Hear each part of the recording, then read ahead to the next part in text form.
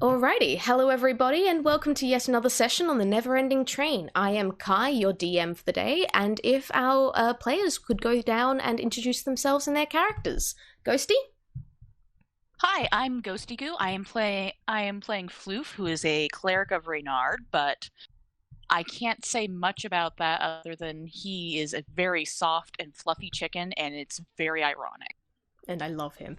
I think we are still having some very slight technical difficulties on Shish's end. I can hear better now. Sorry. Okay. You cannot hear me now? Yep, would you Is it like good? to introduce yourself and your character again? Yeah, sure, I'll do it. So, I'm playing as Meepllow, my first D&D character I've ever created. He is a toon-kind bard who looks like a pillow. That's all I have to say about him for now. And he's great. And Whirl.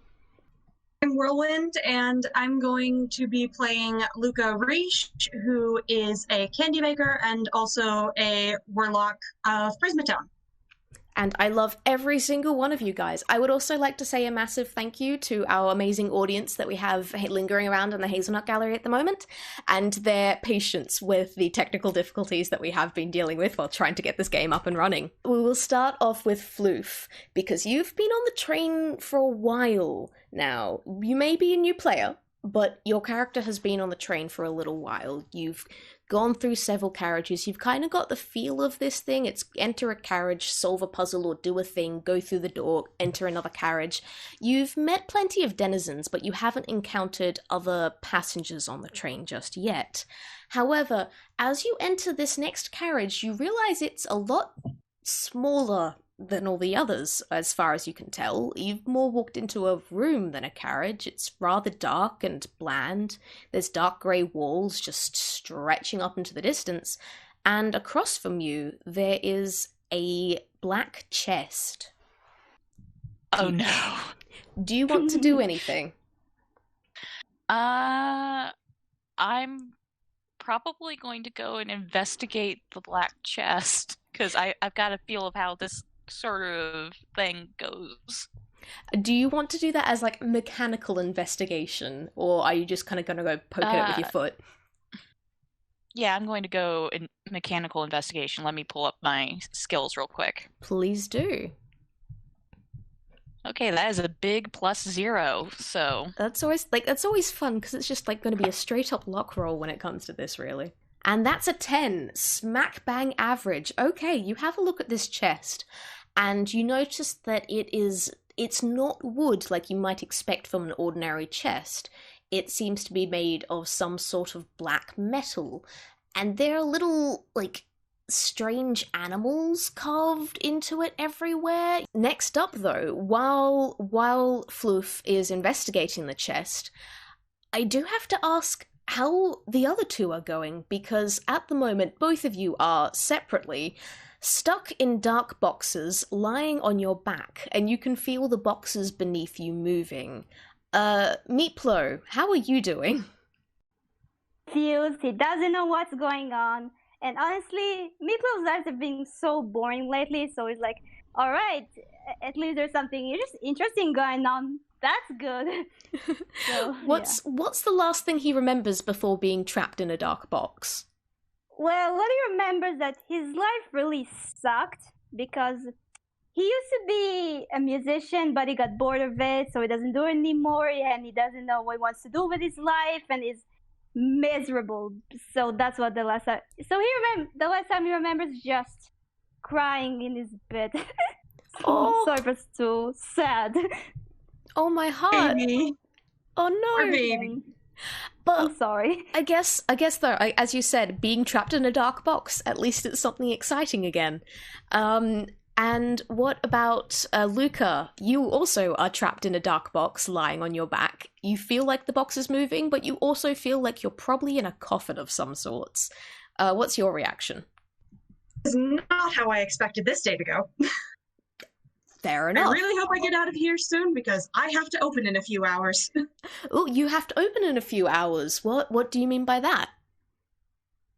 Well, I finally saved up enough money to start my candy store, which I've been waiting to do for a while. And I'm, terrified out of my mind because, inevitably something bad is going to happen, because something bad always happens. But we look for the joy and everything and whatnot, what have you. All right. And now I'm in a box, which is not something I expected to be happening this evening. Hey, at least you got the something happening out of the way. I do have to ask, Floof, before you arrived on the train, what was going on in your life?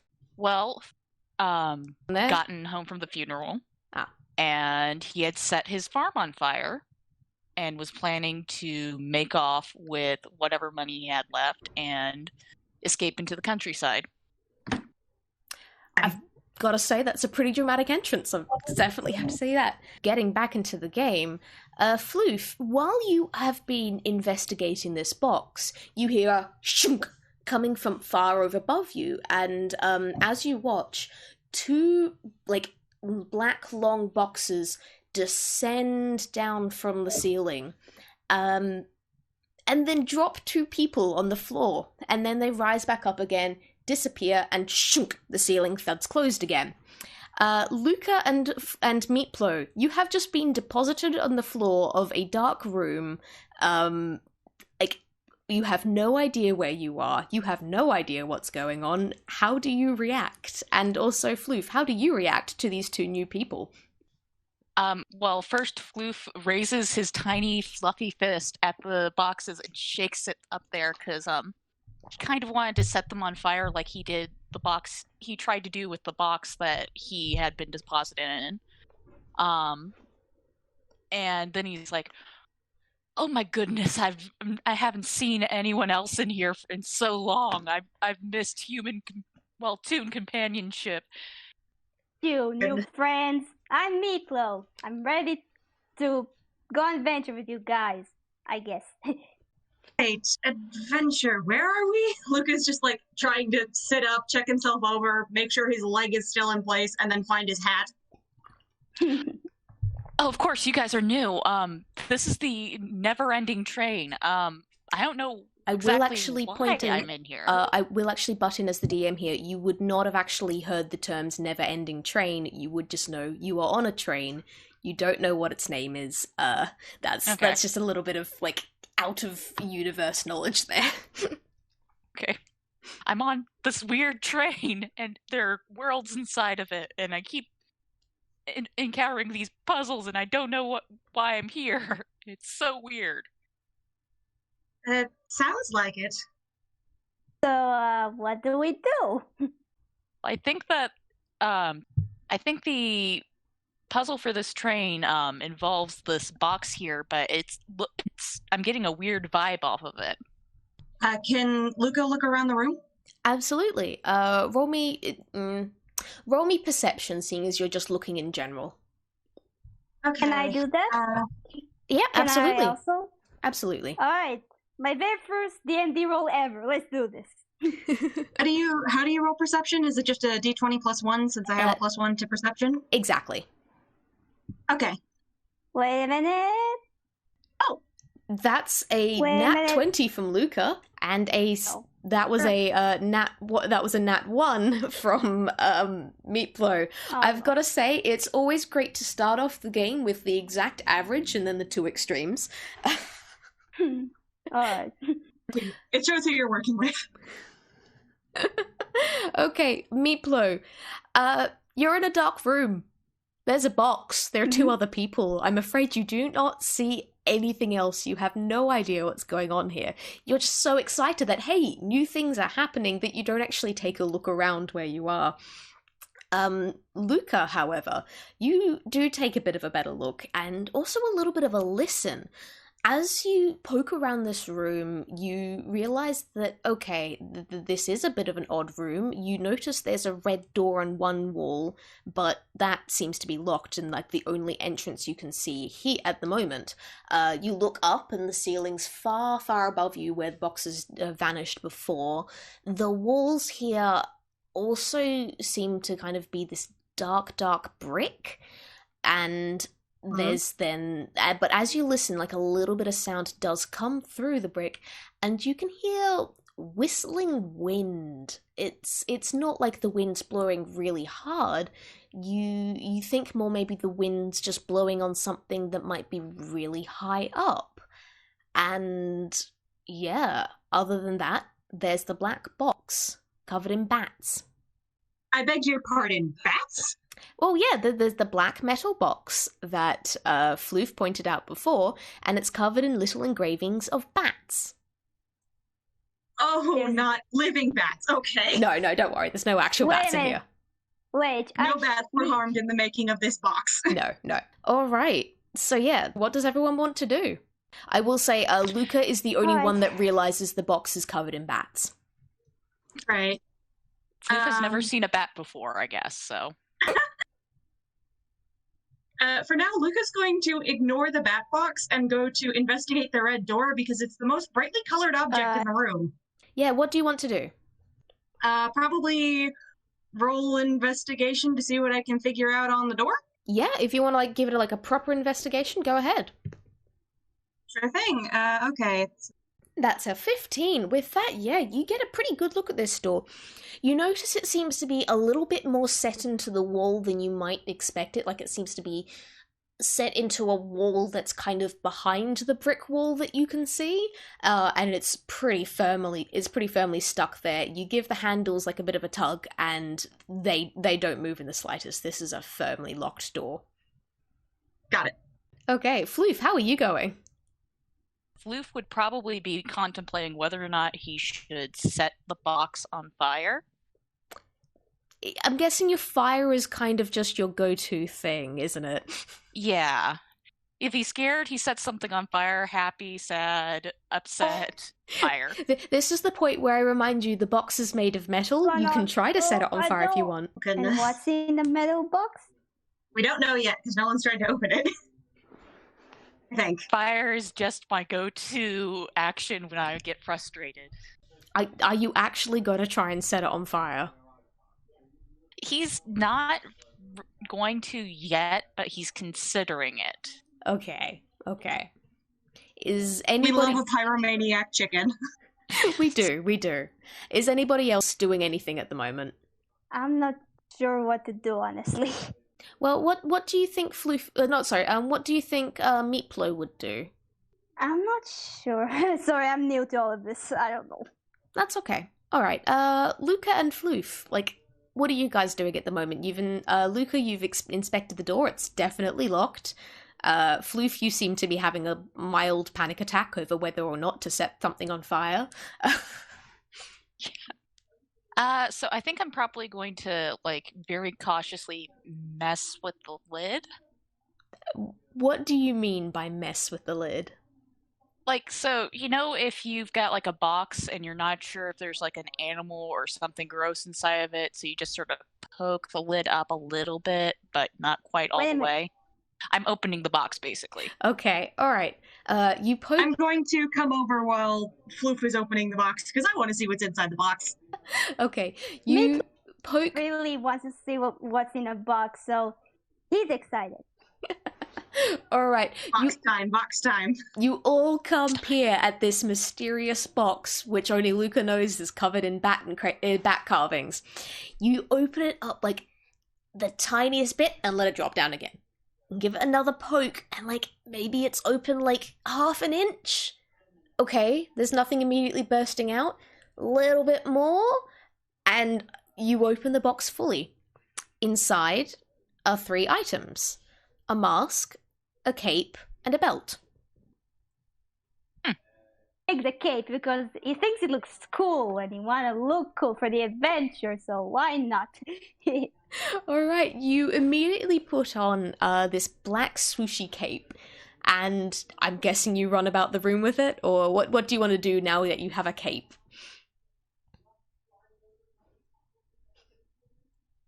Sure, honestly, he just puts on a cape and do I look good? Quite dashing. Thank you. Fabulous. Thank you, guys.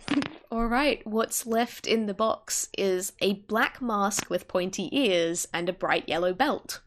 Luka, looks at Floof and is well, would you like to take your pick? I would prefer the mask, as I already have quite a fetching belt on.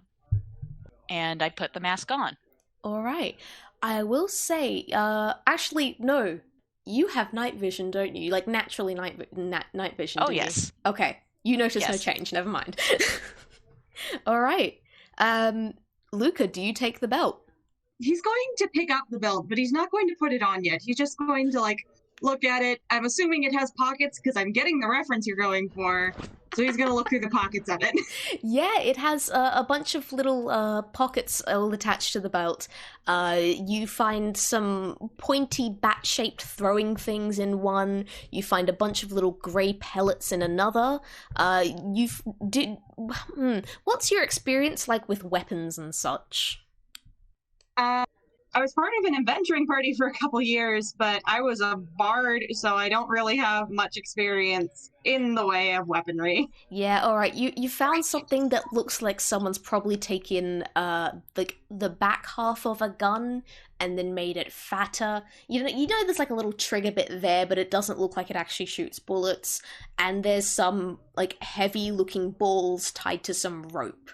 And that's what you found in all the pockets. Interesting. Weapons. To look at the little gray pellets and sniff one of them to see if they're candy.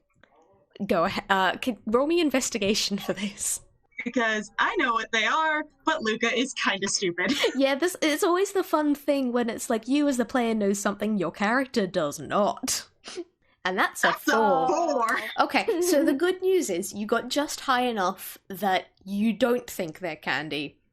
No idea what else they are, though. It's just like, you know that if you ate it, probably taste a bit, like, dusty. They kind of smell a bit like mothballs, frankly. Yeah, not exactly a flavor I'd be selling, but okay. So, question. Would you be willing to let Floof sniff them? They are fully welcome to do. Luka is very happy to let anyone sniff or taste anything they want to sniff or taste. Even With that, poison? Well, if he knows it's poison, he's not going to let them have it, but he doesn't think it's poison. He just thinks it smells like mothballs. Okay. would that be a survival or an investigation? That would definitely be... I would say it's definitely investigation, although make me a good argument as to why it might be survival. I don't know. I would say that Floof has played with pyrotechnics before, but I don't know if that would work for that. No, I don't think that comes under survival. Yeah, roll me investigation. Okay. Though I will say, actually, you've got advantage on this one, so roll again. Okay, we'll That's call a that a 14. 14. All right, with a 14, that's high enough that like you have a smell of them, and you can smell just a tiny bit of gunpowder to this. So like there's a little bit of that firework smell to them, but there's also seems to be like a bunch of other chemicals going on in here. Doesn't seem these things are far too small to seem like the purpose of them is meant to be like lights or fancy colors or anything. But like you kind of smell that dusty smell to them, and you think, oh, okay, this is like micro explosive plus a bunch of dusty type stuff. You can probably put the clues together from that, I reckon. I dare say that these probably explode. I'm not sure what else they do, but I would say keep them far away from us when you throw them. Yeah. Duly noted. Thank you. He carefully puts the pellets back in their pocket. A wise idea. I will also say, you three, now that you all actually have taken all the items out of the crate, and like it's been a couple of seconds to allow little clicking of mechanisms in the background, the box descends into the floor. Another bit of floor comes across to cover it up, and an opening in the wall where the box had just been swings open. And you guys can all see you're standing up somewhere really high. I'm not going to say more until you all roll perception, but yeah, there is more to be uncovered if you go through that door. Probably gonna roll a perception. If everyone could roll perception, please, so I can tell you guys what you see. Andy. Hang on. That's an 8 from Floof, a 24 from Meepllow, and a 20 from Luka. Okay, with that, We stand a perceptive pillow. We love you, Meepllow. You guys. All right, we will start off with that 8. You definitely get that, hey, you're really high up. In fact, you seem to be on top of a building? It's probably a building, considering looking out, there's a whole ass city of skyscrapers in front of you. With the 20 and 24, Luka and Meepllow, you take a better look, and yeah, this is a city. You guys are definitely on top of a building in a secret little room that opened up above the penthouse, basically the spire of the building. And you take a look round, and it's dark. It's not just middle of the night dark. It's dark, and there are barely any stars, and there are clouds covering the moon. And if it weren't for the fact that in these skyscrapers that surround you, there are hundreds and hundreds of little windows lit with light shining out through the glass, that you wouldn't really be able to tell where you are other than this massive gothically inspired city. And you guys are at the top of it. Oh dear sweet lord, chickens were not made to fly. So it's very dark? Quite the view, though. I must admit, I love the architecture. Wait a minute. Hold on. We're in a train, and now we're in the city. What's going on here? My dear fluffy friend quite figured out the thing behind this train myself, but I would dare say that this is quite ordinary in regards to the train. I dare say, I mean, I have very rarely interacted with trains, but I do not believe this is normal train behavior. I'm with Meepllow on this one. So this is not a normal train. So shall we explore the city and see what's going on here and ask people, like, what's going on here? We should probably figure out a way to get down if we're going to do that. Somehow I feel like jumping off of a very high height is one of the leading causes to death by brains spilt over the pavement. You're right. Well, I mean, Any technically, ideas? both of you have really good ways. There's 2 of you have very good ways to get down entirely safely. Neither of you know this yet. Well, I guess the only way to do is to do a leap of faith. Like, what else can we do? Just stuck here forever? Or try to find a set of stairs. How do we do that? Look for stairs? I'm very confused. Where do we find stairs? I'm gonna say, with the perception roll that you got before Shish, Meeplow's like, I would love to have like a little moment of Meeple going, oh, we're never gonna find any stairs. There's no stairs on top of this building. Do you really think stairs would be just here? Waves an arm, and then in the background of the shot, you just see like a door swing open, and there's a set of stairs leading down, and you look over, it's like, oh, found them. Let's go down the stairs. Yay! Oh, look, there's a safe way down. Thank goodness. The joys of getting Nice. a 24 in perception. Yay. Love this. You see all. Alright, you head down the stairs. Are you gonna go down the stairs like all the way? Are you gonna stop off at a couple of the floors? What do you plan on doing here? I guess walk normally? Like, what else can we do? Well, I mean, like, you could get off at some of the floors, because you are on the top of, like, the tallest skyscraper in the middle of this city. There's a lot of stairs. If you're gonna walk down all of them, I'm gonna need a constitution check from all 3 of you. Okay. I have a -1 in con. Have fun with that. Oh. Can I just say that Luka, like, peeks into some of the doors at the floors landings while we're going down, just to see what sort of building we're in? Absolutely. As Luke is kind of like peering through some of the doors, on the top level of the floors, you kind of see, okay, that's a corridor that probably leads to like office type buildings. No. That's like, oh, you've got there like that seems like maybe residential. Ooh, those seem like maybe scientific labs. It's a pretty big building. It's probably about 50% offices, 40% residential, and a couple of like weird lab-looking floors. And those are some truly amazing rolls from all three of you, because that was a 13 from Luka. So congrats on actually being the best of all of them, because then it was a 4 The from... guy who's missing a leg, the one who's doing the best on the stairs. Yeah. It's because To you're be pausing... fair, I think Floof skipped leg day. People don't fall down the stairs and die because I rolled a 4. Yeah, no, Me, you rolled a nat 1. yeah.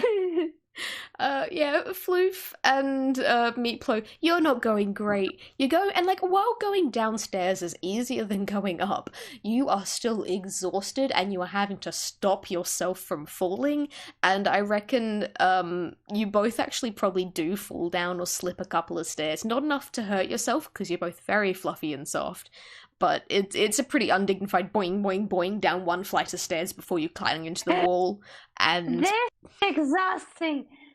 I'm not in shape. Luka, can I just say, you did spot some doors that maybe, possibly, might be elevator doors on some of the landings that you looked out on. I'm going to point out the elevators to my friends or companions. I don't have friends. I'm going to point out the doors to my companions and be like, I do believe there's an easier way down if this is not something either of you can cope with. Oh, I would love to have an elevator. Like, I would love to. Oh dear sweet Renard, yes. Alright, you hop in an elevator. Luka holds the door for them on the way to the elevators. What I love is that you're doing this while like two of you have got on like this dark spooky mask with pointy earpieces, and the other one has on like this dark billowing cape as they waddle along, this little pillow person. And then you've got Luka. I'm guessing you still haven't put the belt on, have you? He's on, but not like you're supposed to wear a belt, more like he's thrown it over his shoulder. Amazing. This is an amazing picture as you guys are just waiting for the elevator, and then in the elevator with mild music playing in the background, do do do do, as you're going down these dozens and dozens of floors. And as you hop out on the ground floor, like, you see the building's like still lit, but it's pretty empty. There's someone at the reception desk, but they're asleep. What do you guys want to do? This isn't something that I'm going to do, like, that's mechanical or anything. Can I just say that while Luka was in the elevator, he offered candies to the other two people in the elevator? Because he carried a ridiculous amount of candy in his hammer space. I love this. Thank you, kind sir. Thank you. Much obliged.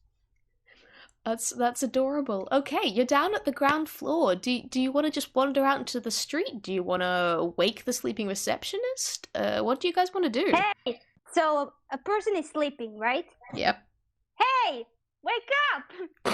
What's going on here? The receptionist wakes up with a jolt. I'm awake. I was just closing my eyes for a second. Who are you? I'm Meepllow, and I'm a bard, a toonkind, and a pillow. What's going on here? We are first of all, we were on a train, and then we are in a dark room, and then we're in the city. What's going on? Tell me. I don't know anything about trains or dark rooms or anything, but this is Midnight City. Welcome, I guess. What is this place exactly? This is 196 Dark Street. It's we've got offices. There's a couple of law firms up there. It's the tallest building in Gotham, and points towards a plaque that. Sorry, not Gotham, Midnight City. I caught myself a couple of seconds too late there. Like tallest building in Midnight City, and gestures towards a plaque on the wall that says tallest building in Midnight City. That seems redundant. While Meepllow is interrogating this poor, innocent receptionist, Luka's going to look around and see if there's any, like, maps or pamphlets, because these kinds of buildings usually have those, right? Yeah, there's you find like a stand like for tourists and stuff to the side for a bit, because like if this is the tallest building in Midnight City, you're gonna get a few stray tourists coming in there, or supposedly so anyway. And yeah, you see some, frankly, very poorly drawn pamphlets. There are a couple here that kind of seem to me more smudges of color than words on paper. But you're looking at the background decorations here. This place wasn't exactly very expensively made. But yeah, you see stuff that's advertising a couple of the eateries. You see a couple of the general tourist traps. You see some stuff advertising the fun fair that someone seems to have like gotten a pen and scribbled on. There's some like for the aquarium. There's some for this. It's your pretty average tourist brochure sort of section. Right, and they all say that I'm in some place called Midnight City. Yes. Interesting. Yeah, I think Floof is going to waddle up to the receptionist and, like, go, ahem. Yes, how can I help you? Do you have some sort of problem that needs fixing in this city? Well, there's problems cropping up every other day. Last time it was the jester. Like, the other one said No Face kind of turned up. Oh, he absolutely wrecked downtown, but it's today's been pretty quiet, at least. That's always nice. And just as she says this, you guys hear a massive explosion coming from the distance. Like, massive explosion. What? Oh, here we go again. Oh no. Luka sighs and it's just like, oh, you just had to jinx it, didn't you? So what are you guys gonna do? There's been a massive explosion. Meeplow's like, what? An explosion? What? And you know that cartoons characters, when they freak out, they just go all over the place. Just that's what happens to him. Like, what's going on here? He's freaking out. Floof, what are you up to? Floof has pretty much figured out that this is his ticket out of this train, so he's going to start following the sound of the explosions. Yeah, that's not hard to do, because as soon as you step outside, you hear the wailing of sirens and some police cars go swooshing past and around a corner. So at least you know the general direction to head in. Luka, what are you doing? He's probably going to, like, gently pick up the panicking pillow, apologize to the poor receptionist for being so rude, and then follow Floof. Thanks for picking me up. I feel all calmer now. Welcome. That's so cute.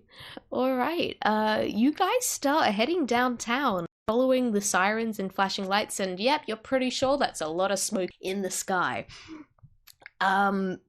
Do you? I'm guessing you're just like keeping her heading towards it. I will say one thing that you guys do notice is that while there are like cars parked on the sides of the street and there are like police sirens going off, there aren't really any people on the street. It's looking pretty empty. Maybe people got too scared because of the explosion. Maybe that's why nobody's here. Being held hostage. That is how these things tend to go, isn't it? I wouldn't know. Do you think that's how they usually go? I don't think we ever encountered anything like this.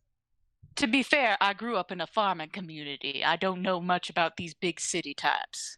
Me both. Can I roll perception? Absolutely. Awesome. You're always welcome to roll perception at any point in time, guys. I see nothing. That's a 3. Okay. I got a 3. I am not smart. There is too much smoke to see. Yeah, you can't see. However, that is a 19 from Meepllow. Obviously the roll you got at the beginning of this game was nothing, because that's a 19. And then an 11 from Floof. Okay. Yeah, with that 3, Luka, you have a look around. You can't see shit. You are a little bit too distracted by the fact that, oh, there's a lot of tall buildings here. You're not really used to that many tall buildings. Wait, what were we doing And, again? you know, I've got my hat over my eyes, so it's hard to see very well when I'm looking around in a cloudy environment. Yeah, pretty much. Hmm. And then with that 11, Floof, you have a look around and you definitely know where the smoke and the sirens and everything are coming from, especially as you hear the whole honk and some fire engines come zooming past as well. And you know what direction to head in, and you can hear some vague screams in the distance, but you're not quite sure. Meepllow, you can definitely hear the screams. You can hear the crackle of fire. You can hear distant yelling as like police and firemen kind of say, "No, go do this, go do this." Oh, who was it this time? And similar sort of cries. And you guys are getting really, really close to it now. In fact, as you all turn the corner, you see the aquarium has been set ablaze. You're not quite sure how that's possible, but there are a lot of fish tanks bubbling here. There's going to be like a massive fish stew going on in there, but I don't think anyone's going to want to eat it. Floof's just like nodding and looking at it appreciatively, like, I never thought you could set water on fire. Meeplow's like, oh, we gotta do something about it. We should probably figure out who did that explosion, because we should do something about it now that we're here. I will actually. Oh, Be Batman. Continuing off the roles that you guys did before, I'm gonna say Luka, and actually no, not Luka. Sorry, Meepllow and Floof. Going off the roles you had before, as you're looking around, you do notice a shadow kind of slip from behind the building while the police and firefighters are all distracted, and you hear a slight sploosh as a large shape slips into the harbour that the aquarium's right next to and vanishes into the dark water. Meepllow, you do actually notice a little bit more, because you kind of notice, alright, this doesn't seem to be a person. It seems to be something big, and it has multiple legs. Probably not good. I don't see this, but as the player, that is probably not good. The aquarium's octopus has escaped. Honestly, Meepllow and me, the player, is very confused on what's going on. I gotta say, guys, I had a lot of fun coming up with the villain for this. It's he's so ridiculous. He's so silly. He's great. He's exactly perfect for this sort of thing. But yeah. Me? I was gonna say, what do you guys want to do? What do your characters feel like doing as they watch the aquarium burn? Meeplow's like, we gotta do something about this now that we're here. List. I wonder, do I have something that can be used to put out fire? Do you? That's actually a good question. I don't think prestidigitation is going to work in this case, because this is not a small fire. No, it's a pretty big blaze at this point.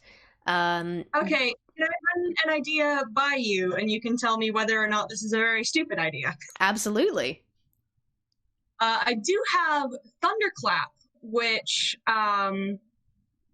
It's really good because it creates a burst of thunderous sound, and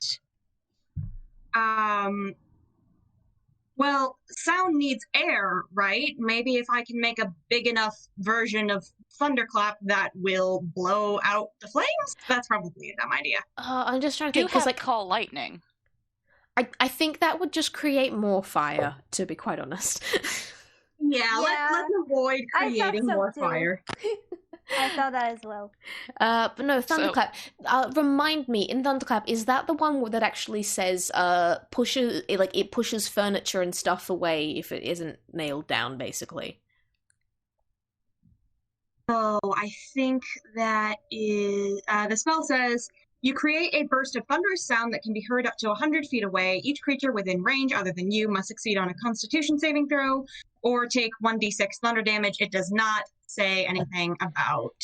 Yeah, it's not Thunderwave. Yeah, Thunderwave pushes stuff away. I think if you had used Thunderwave, I probably would have given you being able to like blow some of the fire out with like the shockwave. I'm gonna say with Thunderclap, it's not quite strong enough that it would be able to put out much. Not with a fire this size. Yeah. So I have Call Lightning and Fog Cloud.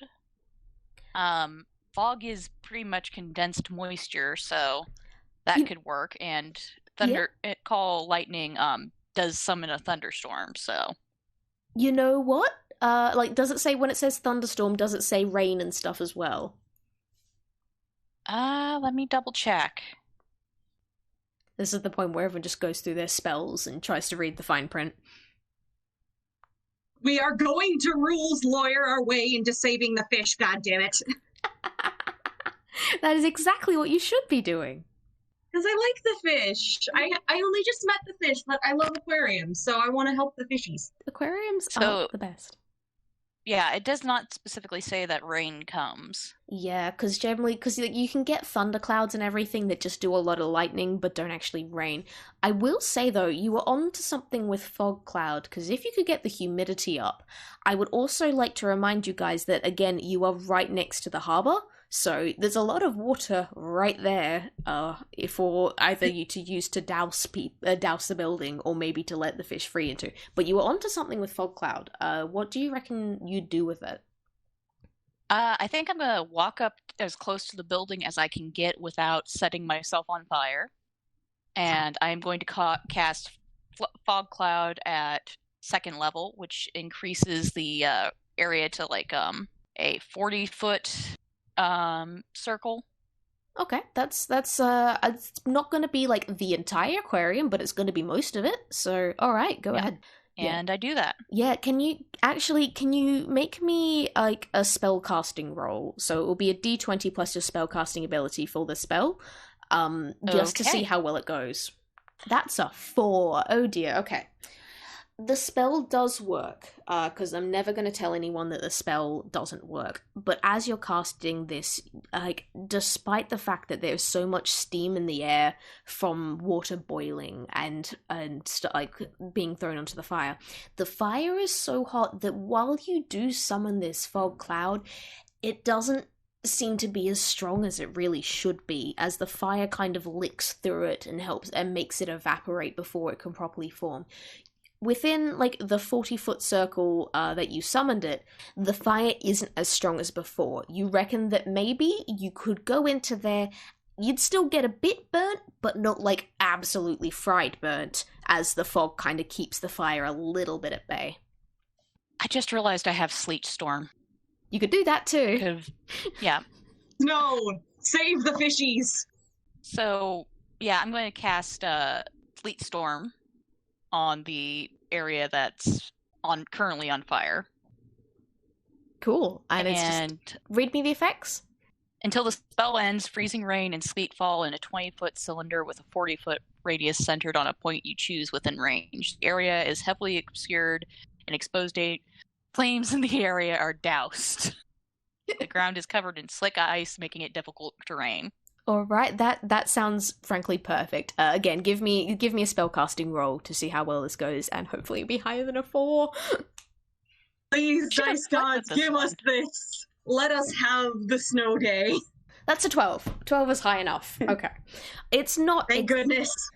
It's not exactly the perfect sleet storm, but you know what? It works. And as you cast it, you hear this freezing rain starts falling onto the streets of Midnight City and washes over the aquarium, and the fire is immediately hisses to nothing, and you are left just with a bunch of coals where the building had burnt. All the police and firemen that have been watching this and going, what's going on? They're kind of looking up, pointing at the clouds, going, oh, look at that! And then, like, trying to hide from the sleet as it manages to douse the flames of the aquarium. Well done. Awesome. You did well. You did great. Applause. I would clap, but my mic doesn't pick it up because my mic is stupid. No, that's fair. Yeah. See, this is why you actually read your spell sheet before a game. Oh, to be fair, I've been playing Charlie for fucking months now, and I still don't know half the spells he's got, so it's cool. But yeah, the aquarium has been doused. What do you guys want to do? You have, like, police to talk to, or fish to check on, or that weird dark shape that slipped into the water, or... Since Luka is not aware of the dark shape and he doesn't like police, he's going to go and try and see if the fishies are okay and try and put them back in the water, see if, he can save any survivors among the fishies. Yeah, okay. The good news... I would do the same. Yeah, alright. The good news is, while the aquarium was set alight, it thankfully was mostly the sort of visitor center side of it and like the research side of it as opposed to the tanks themselves.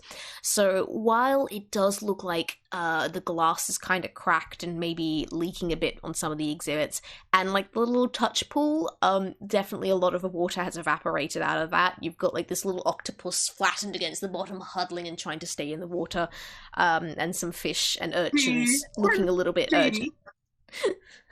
But yeah, for the most part, the fish are safe. I'm not going to say that all of them survived, because there are going to be some of the small ones that just did not like the heat, but like the vast majority of the fish are safe, and it's just the visitor center, like the actual touristy part of it, that's just gone.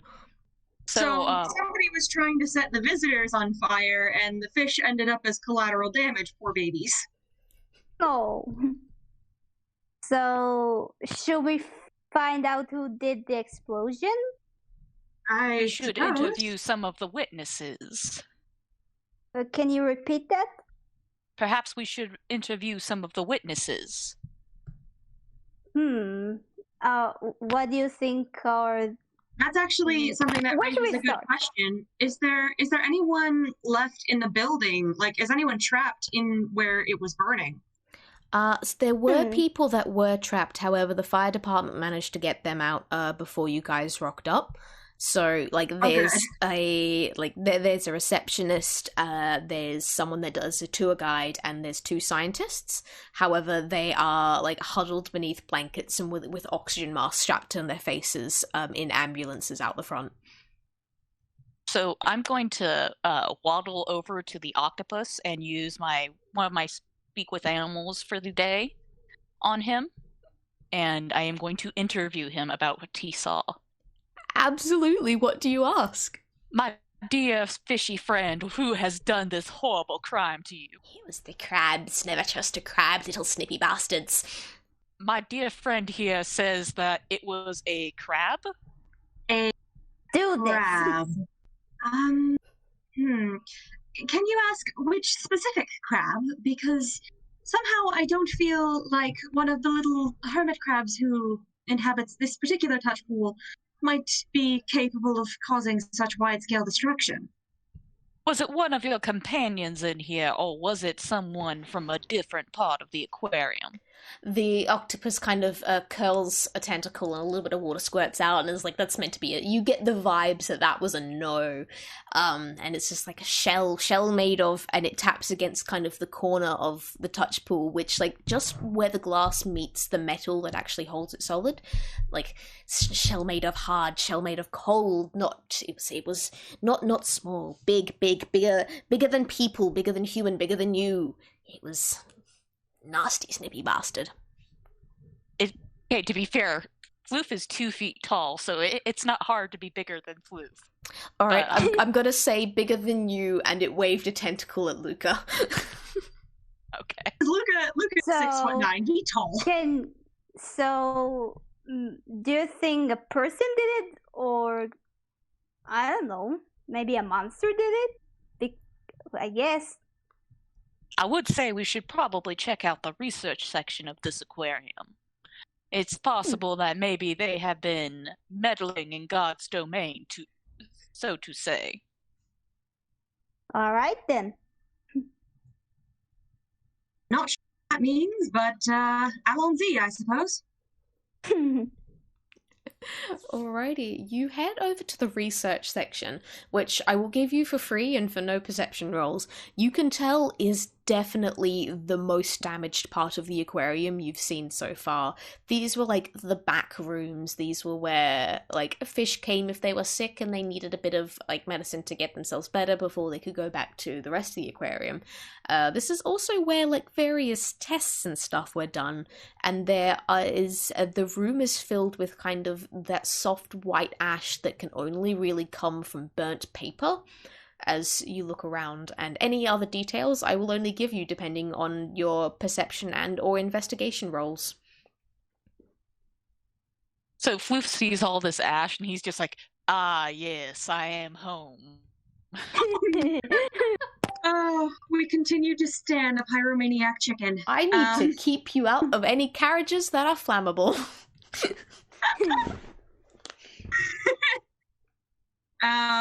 This is going to sound stupid. Luka tastes the ash because of course he does. Okay. Are you trying to do anything with tasting the ash? Are you trying to like investigate it, or are you just eating the ash just to see how it tastes? Just to see how it tastes. that. You never know what could be a good flavor for a new candy. It tastes like ash.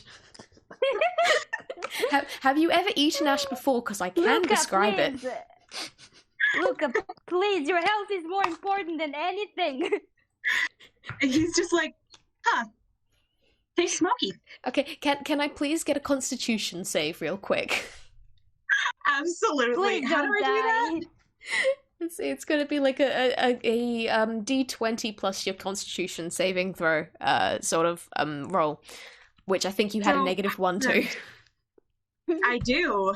Please don't die. You're not going to die. D20. I just need to see how disgusting you think the ash is, and if you accidentally inhale some. That's a 16. I'm Oh, grumpy God. here, I would like to let you know. Okay, yeah. You react basically as you did before. You taste some ash, taste smoky, taste kind of faint and dusty. It's not a good taste, but you're fine. Something I would work with, but good to take notes on. What's Meepllow up to? Honestly, Meepllow just wants to figure out who did this. Like, that's all he wants to know. Well, maybe there are clues in the research center.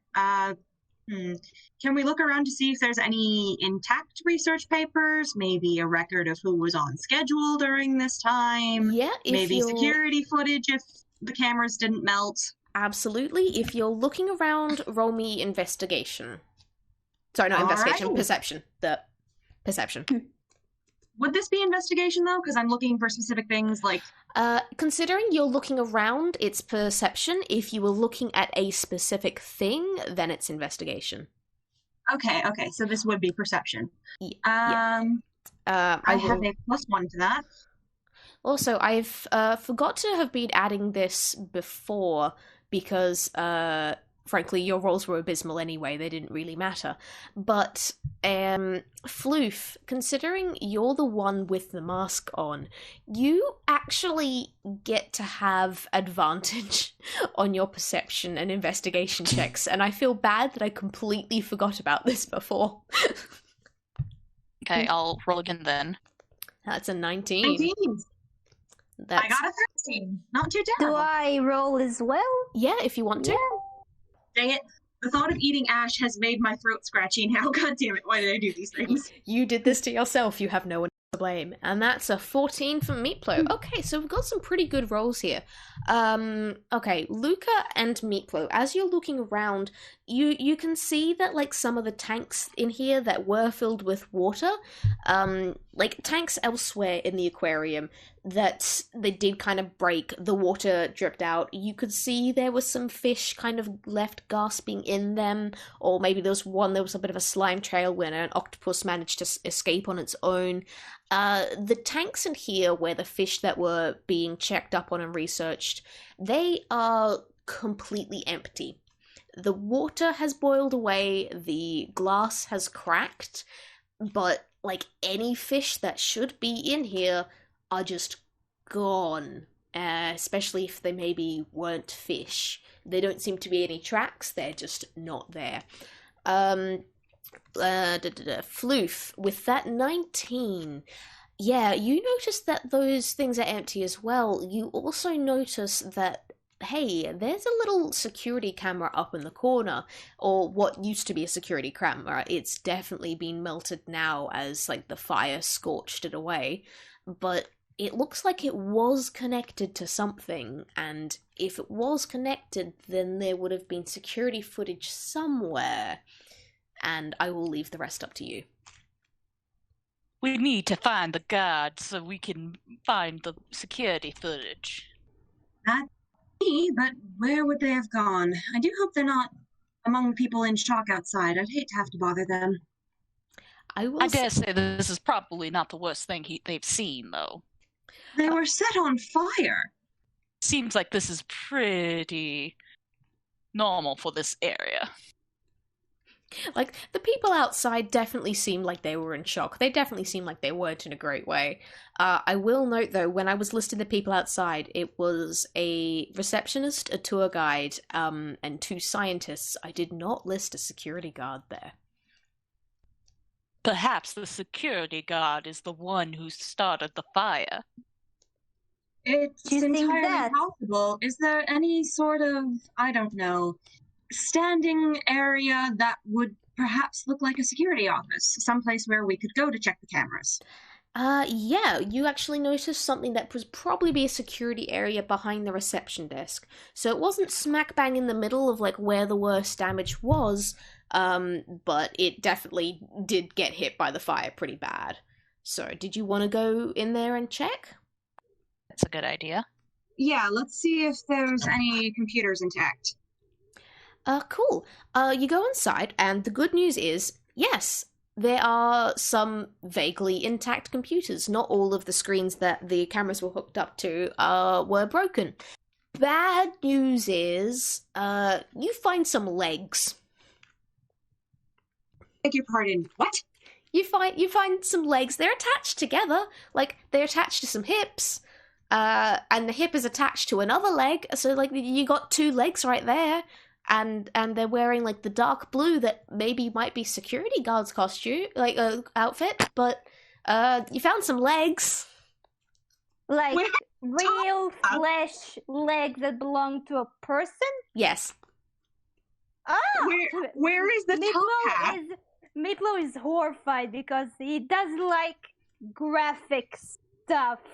Not even in movies, so he's horrified. Like, what is him? Dear. Luka is going to try and talk to the legs because you never know. Sometimes people are just legs, and that's okay. So he's like, "Excuse me, are you alive?" My dear friends, I'm afraid that this is something even beyond the great Renaud's capability of fixing. Are you alive, Mr. Legs or Miss Legs? I'm not sure. The legs do not respond. It's Well. alive. It's just Well. legs. That is an enlightening conversation. I don't want to say he pokes them, so he's just going to go look at the computers. Okay. I mean, if anyone wants to, you are welcome to roll investigation on the legs.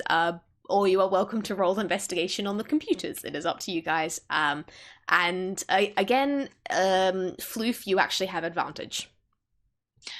I mean, I do have Revivify, but I don't think that would work on just legs. No, probably not. Like, it's definitely a recent death, but it is still just legs. Yeah. Wait, Legs- so Legs What do- lying on the floor, or are they just standing up in the middle of the room? They're lying on the floor. wait, Okay. what do I roll now? If you want to take a closer look at either the computers or the legs, roll me The an computer. investigation. Yeah, investigation then. That's a 12 from Floof. I changed my mind, and Luka is going to investigate the dead legs. Okay. And that's Oh. 10 from Meepllow. I'm going to do the computers first since you got, like, pretty similar rolls. With that, like, you take a look at the computers, the screens on, like, look pretty cracked. This was a pretty standard CCTV setup, and the things look kind of cosmetically damaged. You don't think you could get it to work on these screens, but there does seem to be, like, a VHS tape in one of the machines that seems like, oh yeah, this'll probably be the latest recording, because it does seem to still be recording, even if it's recording nothing. With a nat 20 on investigating the legs, Luka, are you going okay? Use Pardon? the roll. I I think was you should have used that roll for the computers and not for the legs. No, I reckon investigating the legs is a good idea, because you know what you notice? While it is just a kind of disembodied pair of legs, you take a look at the side that's like would not actually be shown on camera. That's kind of carefully off screen, because this is a little bit more gory than Batman the animated series would ever go into, frankly. This is not safe for kids. No.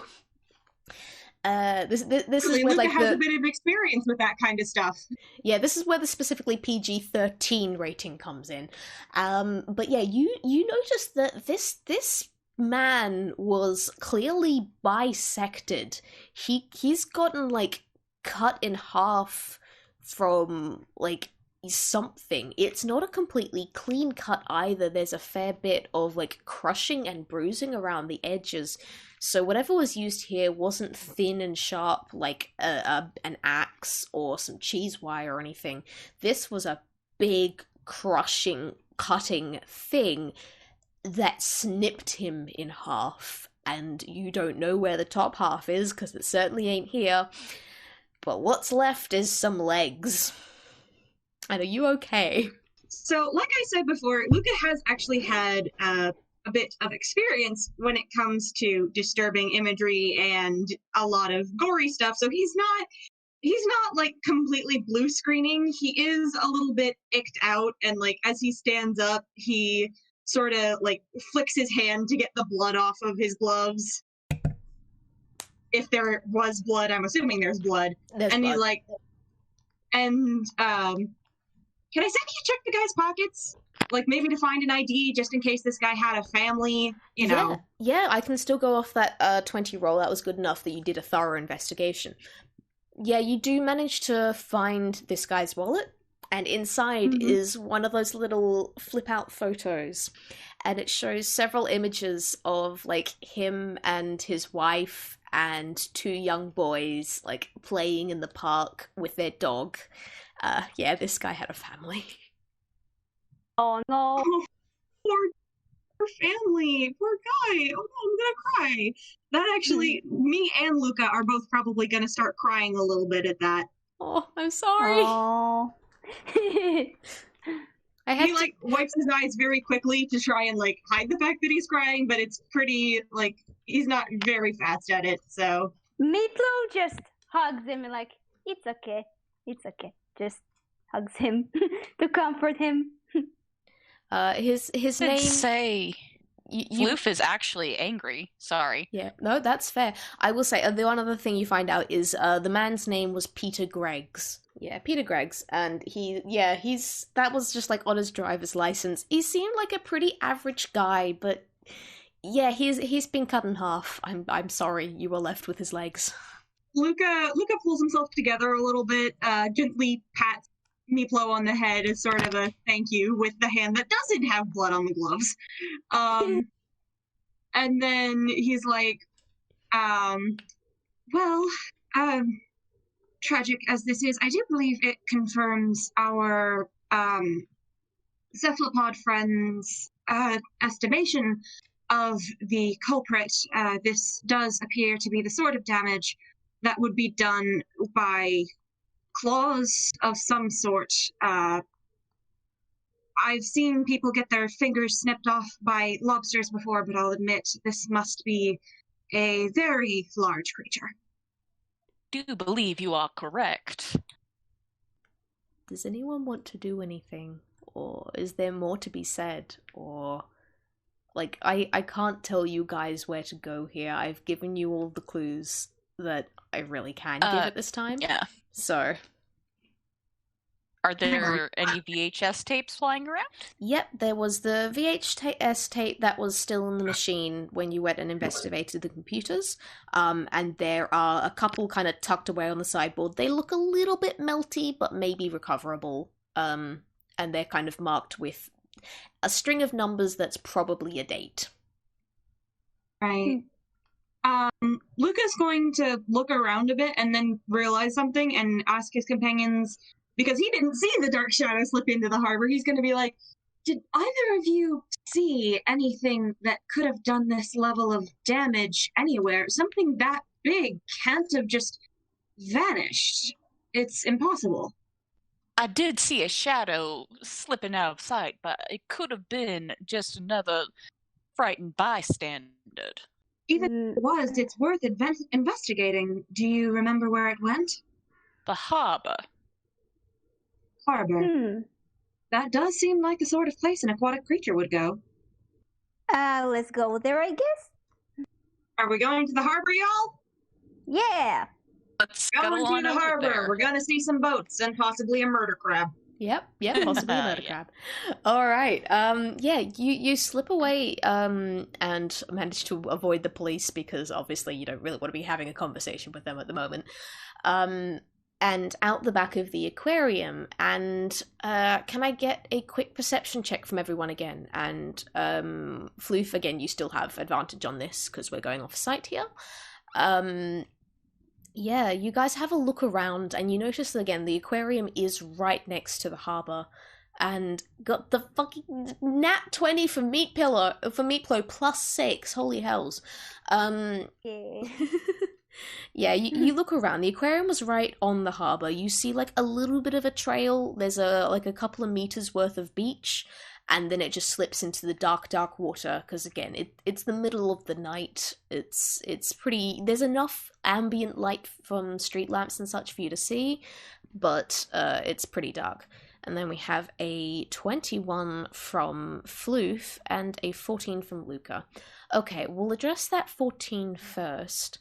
And it's that you see a trail leading down across the beach. It's not footprints, but it looks like it's freshly made.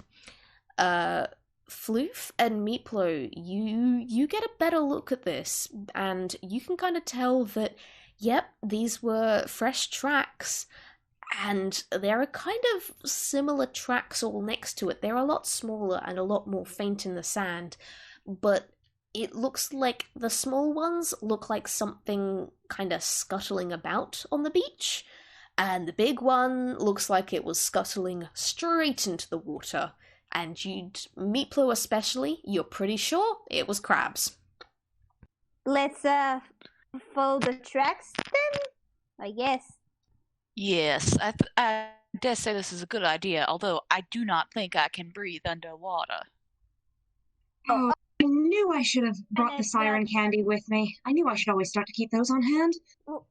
Wait a minute, the footprints lead underwater? Oh, They lead like know that. across the beach and into the water. Into the water? Yep. What do we... I don't suppose any of you have diving equipment in your hammer space. May... Check. If you roll your hammer space ones, if any of you get a 10, then yes, you have scuba equipment.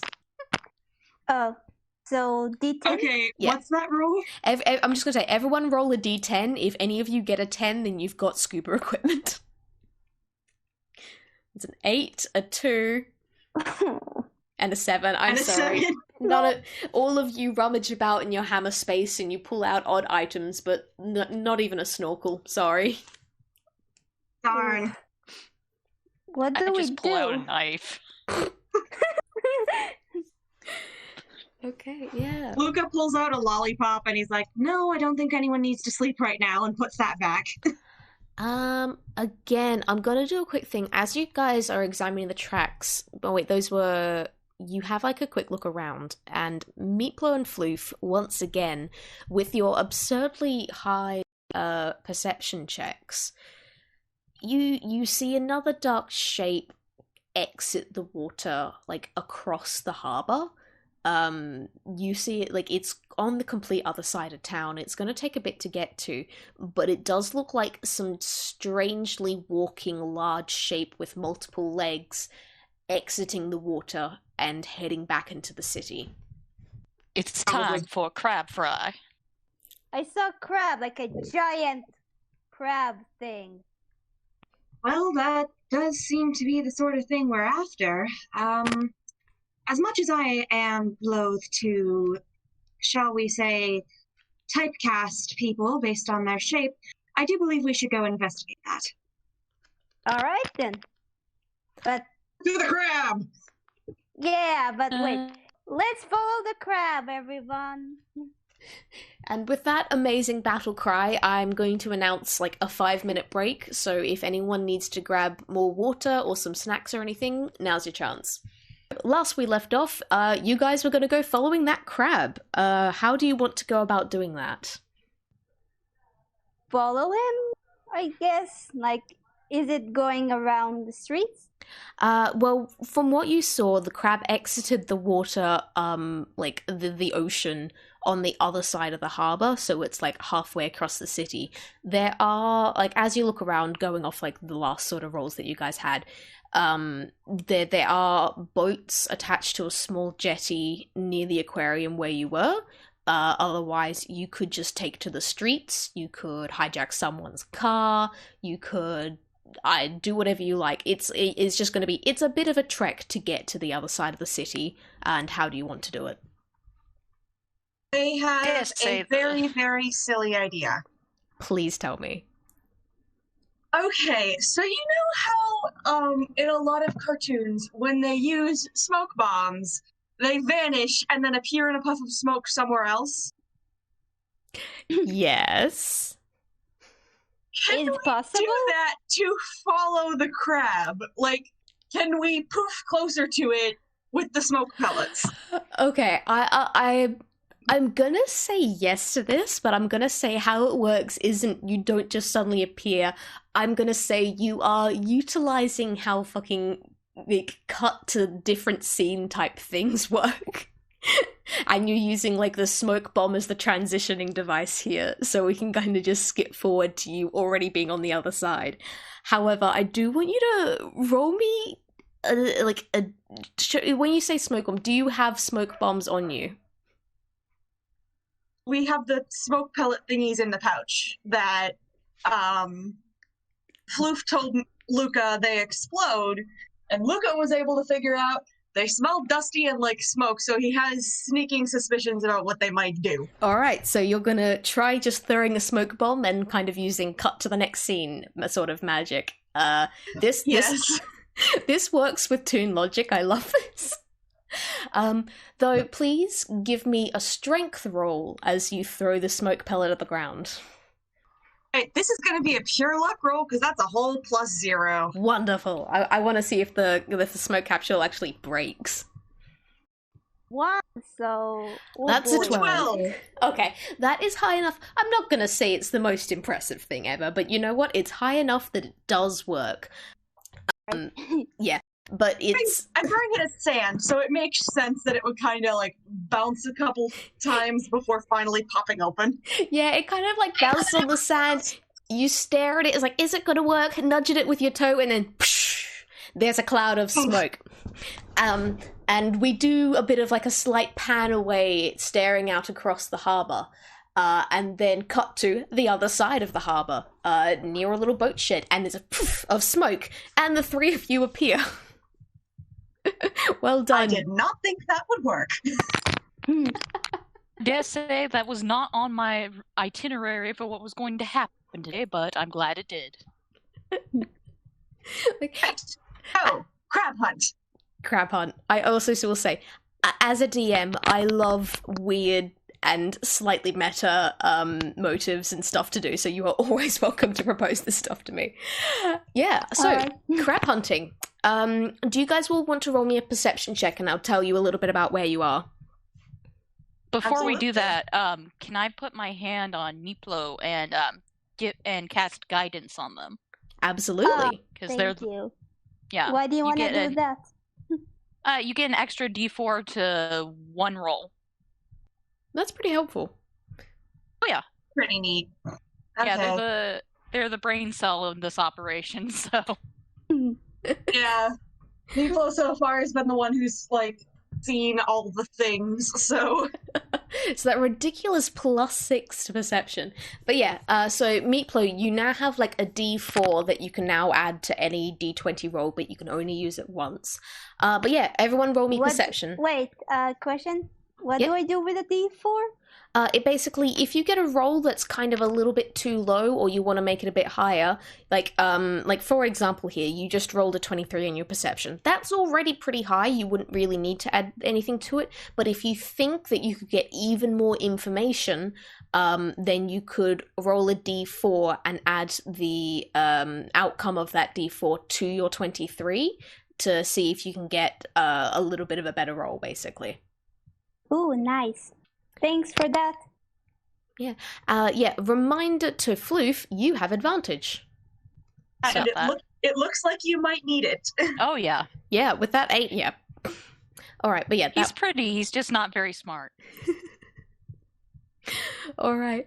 With that was a 15 from Luka and a 14 from Floof. So what you guys see is, as you're looking around, you look like you've kind of come up right next to some shady looking docks. There are a couple of abandoned warehouses, some rundown looking boats beached on the shore, and others kind of tied up to a dock over there.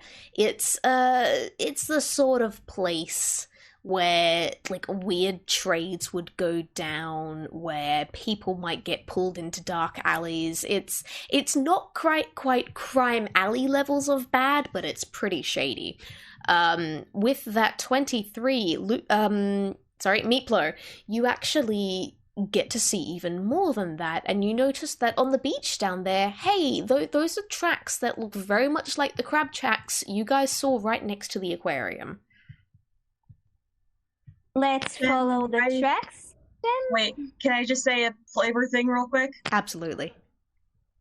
Like, Luka looks up at the warehouses, and he's kind of hard to read because you can only see like half of his expression, but he looks distinctly uncomfortable looking at those. Ooh. Does anyone pick up on this? If you want, you're welcome to roll insight checks to see if you notice.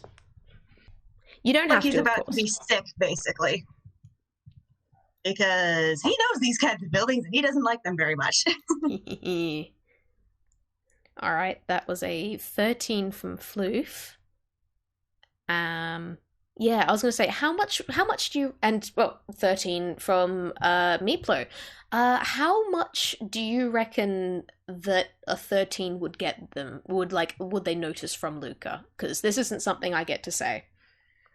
I think they might notice, like, his shoulders tense up a bit, as does his, like, grip on the top of his cane, and he kind of has a grimace on his face, which is unusual because he's usually a pretty smiley dude. And he, like, very quickly turns away from seeing the warehouses and is just like, nope, we're ignoring that. Crab hunt time! You mentioned tracks. Does anyone want to do something or say something, or are you gonna just head straight for the crab tracks? Because, like, this is the point where it is an ideal time for RP between your characters, but I'm never gonna force anything if you don't want to. My dear friend, are you quite all right? Yeah. Just dandy, you know. Tip-top shape. Let's just keep going. Please, I don't like this sort of area. Yeah, Understandable. I agree. Alright, crab tracks onwards we go then, I guess. Can I get an investigation roll from you guys to see how you go about actually following the tracks? Because they're pretty easy to follow on the beach, but then once they get up onto the pavement, it might be a bit more difficult. And again, because this is vision-based, Floof, you have advantage. That's a 19 from Floof. Yeah. Nice. A 21 from Meepllow, and that 17 was from Luka. You guys track this easily. Like, Luka, you maybe don't notice things quite as well because you're a little bit distracted by the environment, but it's still pretty easy to spot that, okay, the crab was obviously still dripping wet as it got up into the pavement, and whatever means you used off-screen to actually get over here, you got over fast enough that the soggy crab footprints did not quite dry off completely. So you can follow this like a trail of dripping water up the beach, along along the side path, past the docks, and into this rather large and crummy looking boathouse. It's made of rotten wood, and it stinks of fish. It's it's pretty clear that the tracks lead inside there. Here's the question. How much of an entrance do we want to make? None. Let's be stealthy since this thing can snip people in half. Okay. I.e., Floof, please don't set the place on fire. I was actually thinking fog cloud and like gust of wind to freak him out. But that works too. Be careful. Like, I don't know who's in that house. Like, could be someone dangerous. Who knows? Need a house anyway. That didn't come across all the way, did it? No, you glitched out at the beginning. Yeah, I was asking in Luka's voice, why would a crab need a boathouse? They can swim. That's a good question. I don't know. I suppose he might not be a hermit crab, so he needs a home of some sort. Probably. Oh, well, I do suppose that would make sense, wouldn't it? Okay. So how are our stealth perception, our stealth add-ons here? Yeah, like what's everyone's additions to stealth?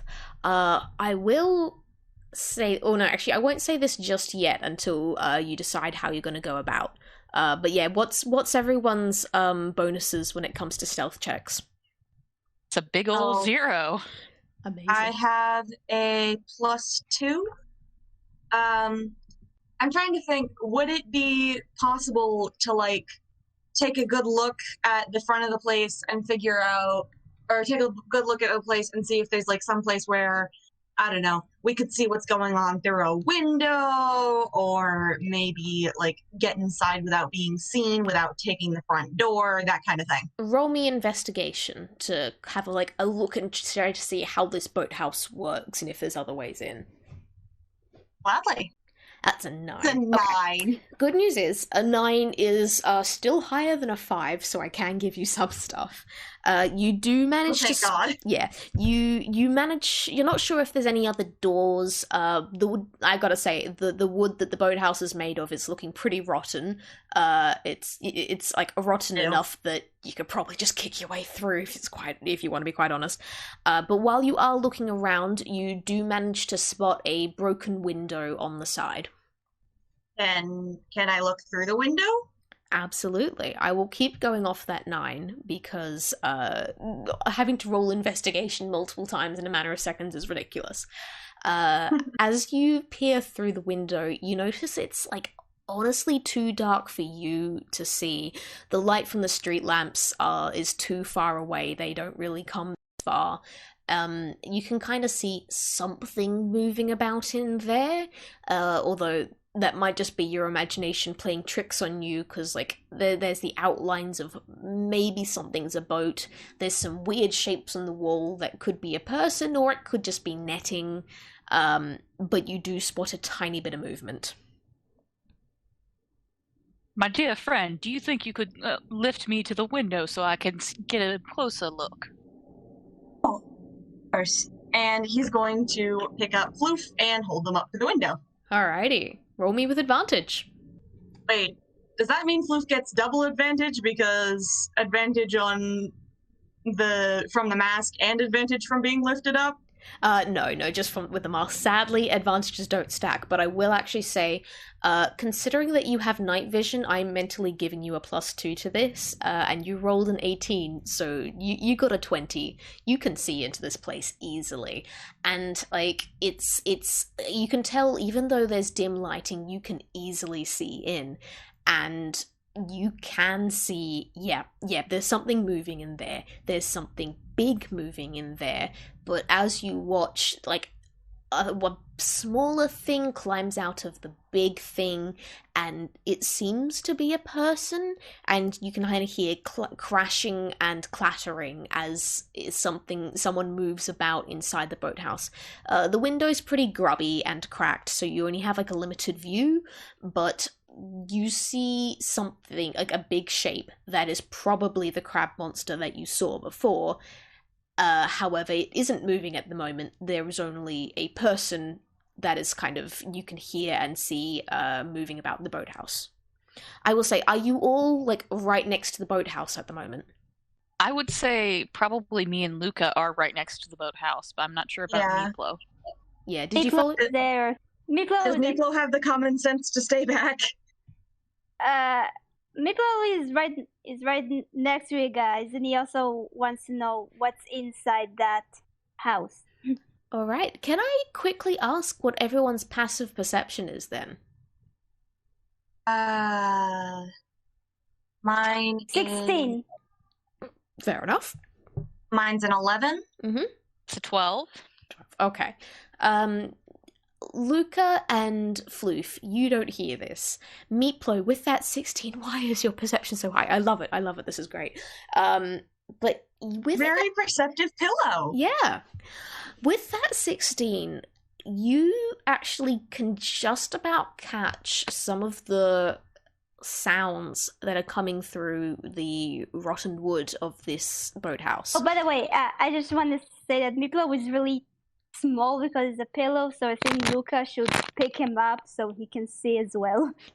Oh, you don't need to see. Like, I was gonna say, like, while Luka's holding up Floof, you're kind of just there, like, maybe jumping up and down, trying to see in the window as well.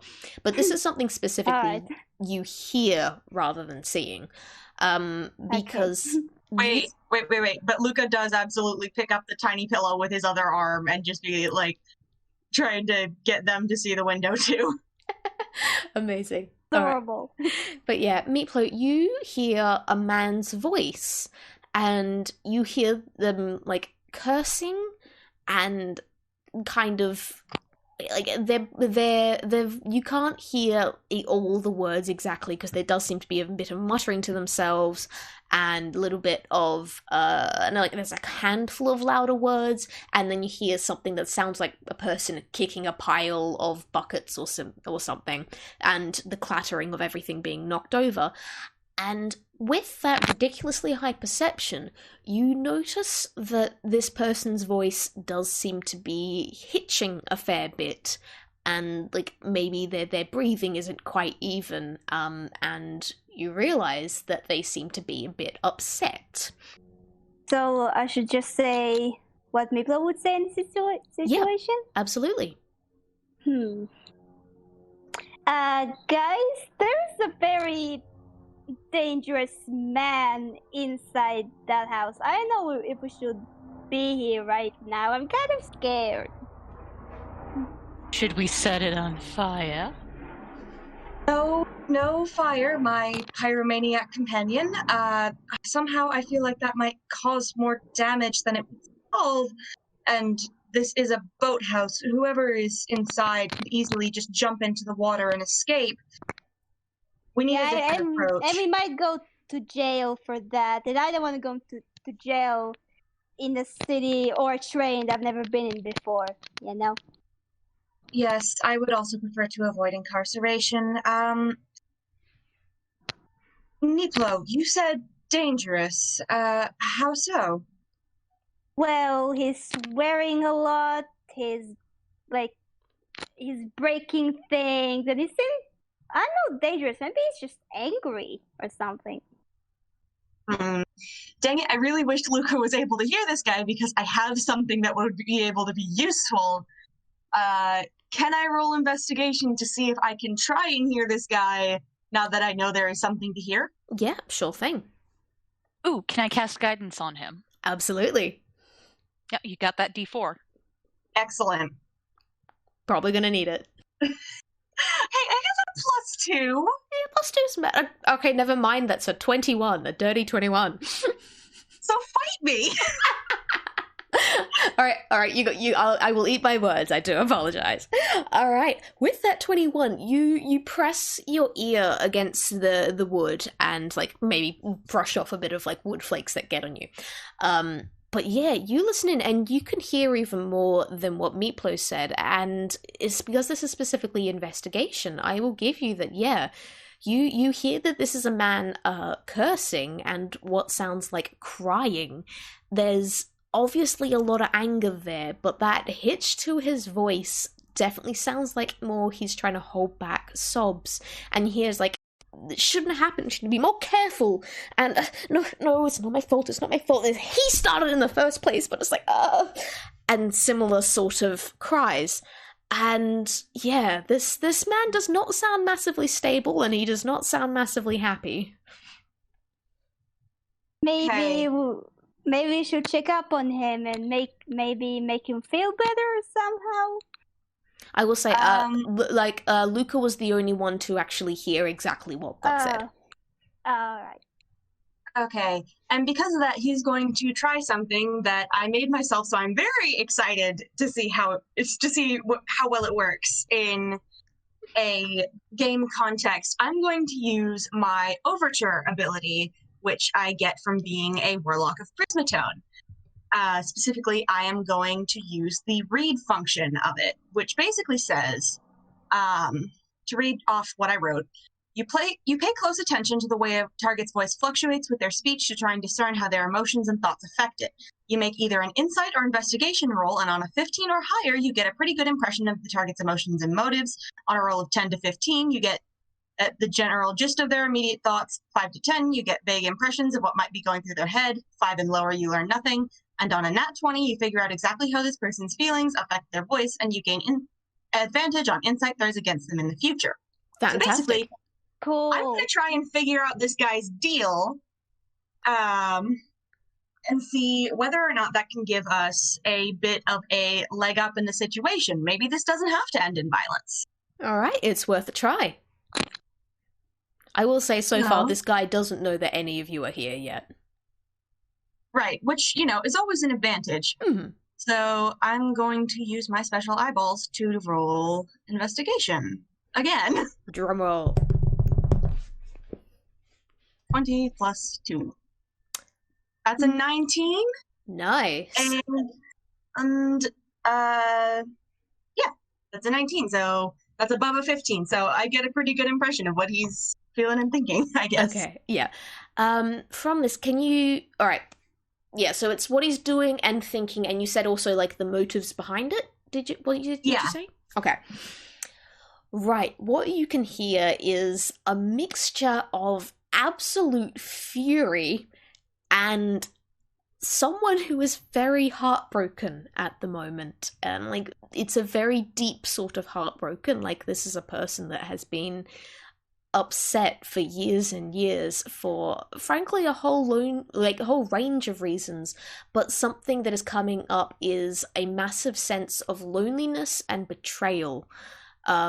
This is someone who has been betrayed in the past and has finally gotten the chance to get back at whoever did it, but also this is a mistake because he felt so alone, and he's so mad at himself for things going wrong, but he's also, like, mad at the person for doing what they did in the first place, and he's also mad at, like, what feels to be completely other people for other, maybe related, maybe completely separate reasons. And this is someone that is hurting a lot.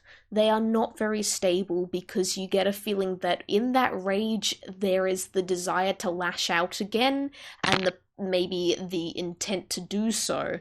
But right now it's very much caught up in the sadness of the other half of things. So he's kind of just...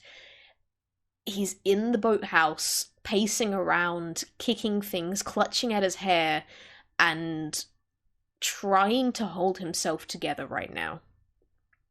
It's really sad. Yikes. Okay. Due to personal reasons, specifically understanding where this guy is at on a personal level, Luka's going to, like, since he's carrying both other members of his party, he's going to walk them all a good distance away from the boathouse so they can't be heard, and tell them, A, what he just figured out, and B, that he really doesn't think that this should be resolved by killing the guy, because he seems to need help, like serious help. So fire. What you're saying is fire is not the correct choice in this case. Very much so, my friend. That limits my skill set quite a bit, but I do have a spell that could blind him so that he would at the very least be unable to harm anyone else until we can get him the help he needs. Right. And I do have a spell for calming emotions, I think. Hang on. As the player, I think I gave him this. Peck, I don't have it yet. Not at this level. Damn it. Okay. I will say this is a situation that's going to be a little bit more difficult to defuse than with a single spell. Not that you shouldn't try the spells anyway, because they have the potential to like go really well and help things, but it is going to be a little bit more complicated. Yeah. I get the feeling we should try and capture this guy rather than outright killing him. Oh. Hi, I just had an idea. Yes? Yeah. You know how last session Luka looked at the pamphlets? Yes. So, given that this is based on Gotham, do you think there was any mention in there about a knockoff Arkham Asylum? Absolutely. It's called Shipton Asylum. That's, let me type that out. It's Shipton. So I'm not sure what you're talking about. Okay, because this is based off of Batman, and like the place where like villains and everything go when they get captured by Batman is called Arkham Asylum. So obviously I need to have an equivalent. Oh. Of course. So there is some place that we can, if we can capture him, then perhaps there's a place we can bring him that he could get help, because an asylum is just a rather negatively connotated word for a mental hospital. Maybe we could bring him there if we manage to catch him without killing him. Good idea. It sounds like a plan, my dear friend. The question is, how do we do that? I would think I say saw blinding some- him would be a good place to start. Right, and I do Yeah. think I saw something that might have been netting when I looked through the window. I don't suppose you saw anything like that. I did see something that could have been netting. Oh, maybe. Oh, but with the state of the rest of the boathouse, I don't know how much shape that would be in. And Luka's finally going to roll investigation on the stuff in his pockets, like the net with the weights on it and the weird gun thing. Absolutely. Okay, yeah. Roll me one for all of it, and it's going to be a pretty low bar to pass. Don't worry. Roll you what? Sorry. Roll me like one investigation check, and I will apply that to all the stuff in your pockets. Excellent. 20 plus 2 is that's a 6. That's a 6. I'm going to add my extra D4 that I got from guidance. A wise choice. All right, that brings it up to a 9. So not great. Not Aw. great, but it's enough that you can figure out like their absolute base uses. And I can tell you right now, first thing, the pointy-looking bat-shaped things are they're equivalently like shurikens, so you can just kind of throw them at stuff, and they will have sharp edges and kind of pointy, so they will either stick into things or cut things. So like those ones are pretty easy to figure out, because why else do you have a bunch of basically bat-shaped knives in your pocket? Why is everything bat-shaped? It's the whole like everything's bats here. That's just part of that's just part of this carriage. You have a better closer look at like the ropes with the weights on them, and you see they're not really nets. It's like 3 ropes all tied together in the middle at one point, and having the weights on the outside. You don't have much. With a bola. Yeah. You, like, Luka, you've said before, doesn't have masses of experience with weapons, but, like, you can probably figure out that these all wrap around something really well if you throw them. Right. Yeah, and you finally have a look at the third item, which I've described as, like, a gun-type thing, but it's, like, wider, and it has something stuffed into, like, the barrel of it. And you're not sure exactly what it does or how easy it might be to use, but you notice that the thing at the end does look kind of like a grappling hook. And that's all I'll give you for that bit. Oh, okay. And he, like, kind of nods and tries to figure out what he can do with this, and eventually says, well, I don't have much that could be useful, but he holds up the bola. This could be a capture weapon. And then he holds up the batarangs and is like, and these could be used to pin someone down if necessary. Yeah, but we shouldn't try to hurt him. Like, he's just a sad guy, you know? Let's not hurt him. We won't be aiming to cause injury, at least I won't. I don't know about either of you. But sometimes in a case where somebody is so hysterically out of control emotionally, the best you can do for them is hold them still until you can get them to someplace where there are people who can help so that they won't become a danger to themselves and others. Well put, my friend. Meepllow, have you got anything we could use to capture this guy? Really? Sorry. It's all right. You've been an invaluable asset to the team nonetheless. Thank you. Hey, so do we have a plan, guys? So, like I said, I've got blindness, but I've also got Bane, which is pretty much like guidance, but in reverse. Right. So it might make him make it difficult for him to run or, attack us. Which is useful. So basically, we want to try and get in there, possibly catch him before he sees us, and then get him to Shipton. If that is agreeable with the rest of you. Hang on, my dogs are barking. That's okay. Please tell them that we love them. Good puppies. It is always acceptable to pause a D&D game if there are pets involved. Well, telling them you'll love them quieted them down. So it worked! Hurrah! Victory! So, the plan is sneak inside, try and, capture the guy without hurting him too much, and get him to the asylum. That right? Yes. That sounds right to me. How are you guys gonna sneak in? So far, the only two entrances... Sorry. Oh yeah, the only Should two... we just roll... Sorry, can I speak? Go ahead. Should we just roll stealth? Would that work?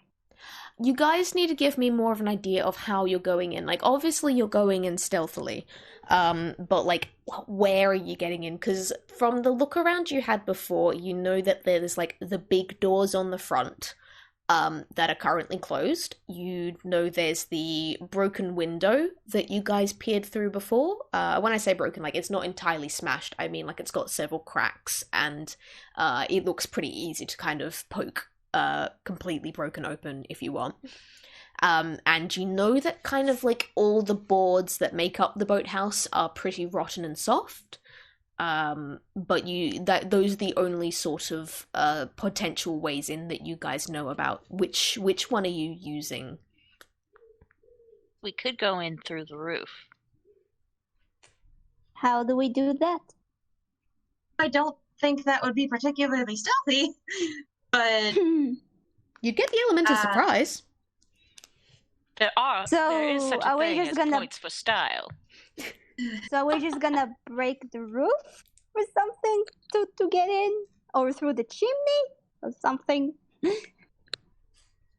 I don't suppose there's any, I don't know, spots on the sides of the boathouse that you mentioned the wood looks rotted away. I don't suppose there's any holes that are big enough to crawl through? Not outright holes just yet, no.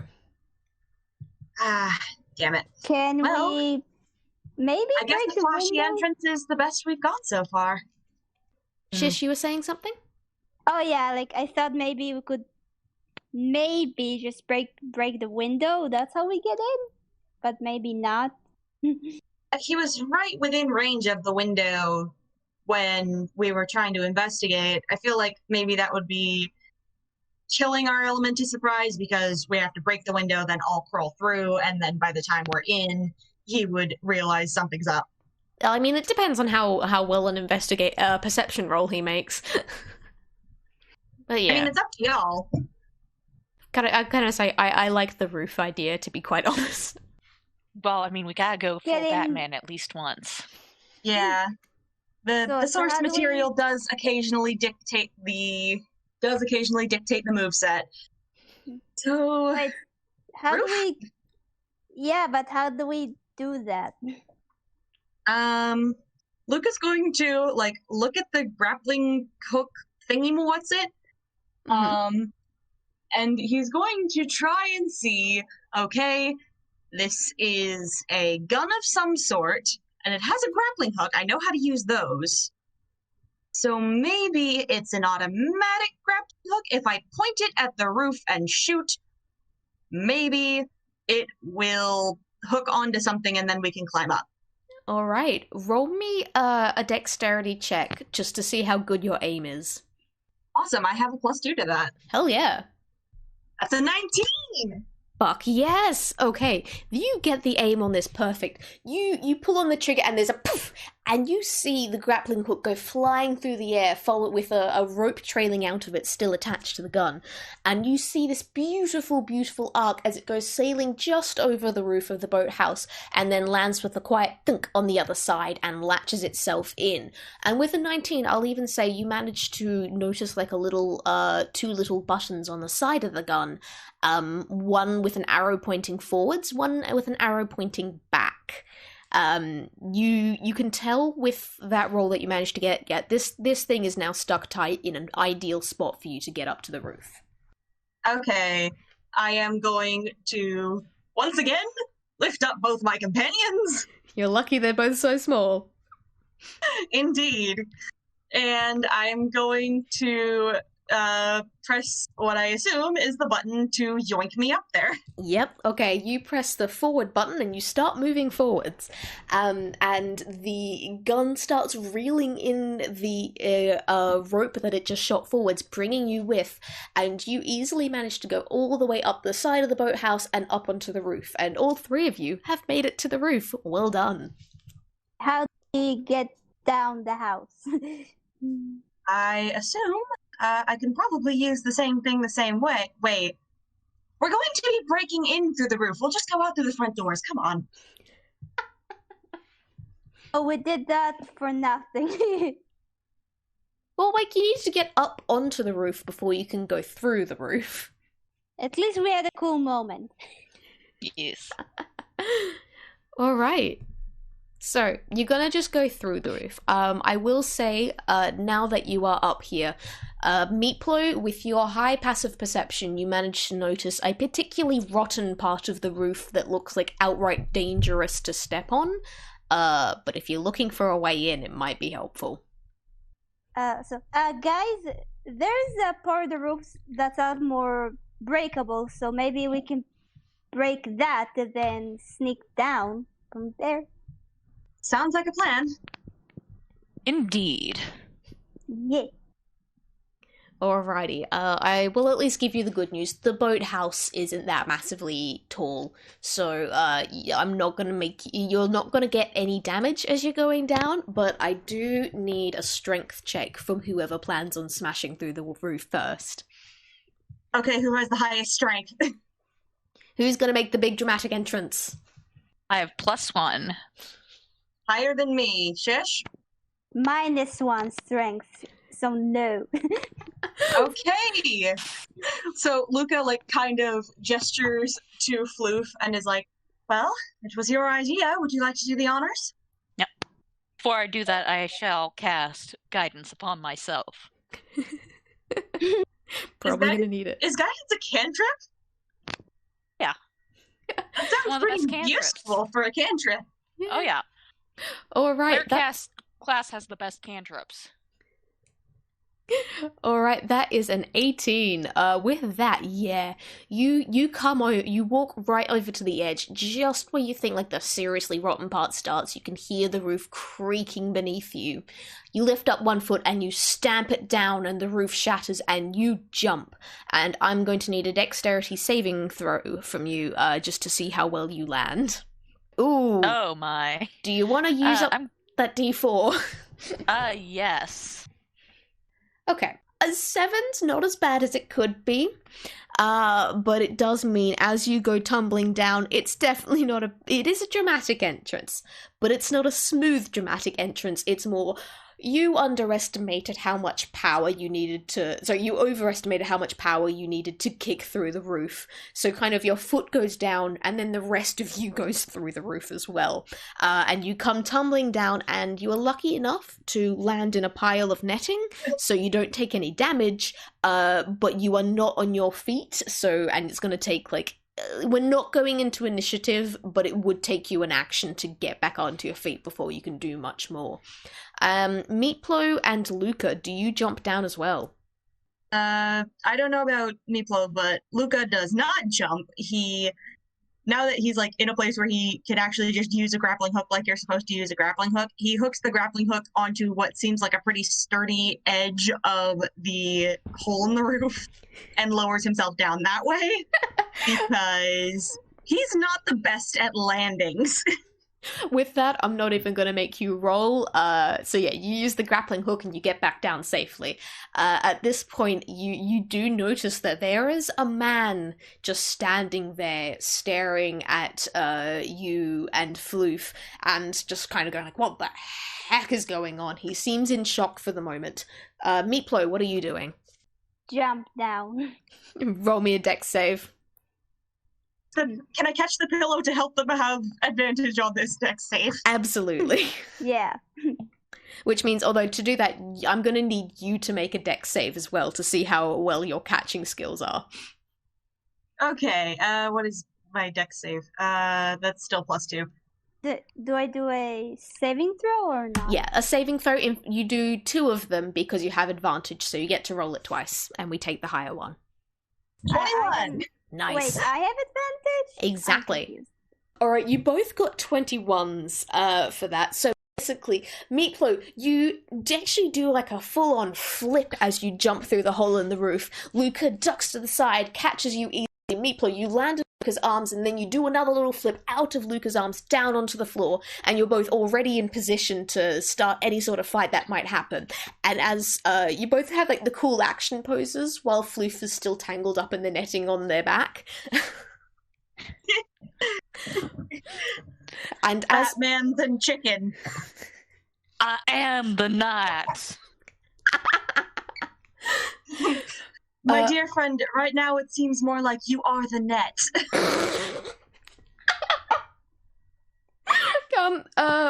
Luka, you have 1 point of inspiration for coming back with that so quickly.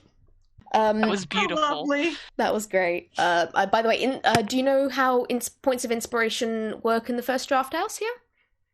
As far as I remember, basically, at any point I can use inspiration to get a automatic nat 20. Exactly. Yeah.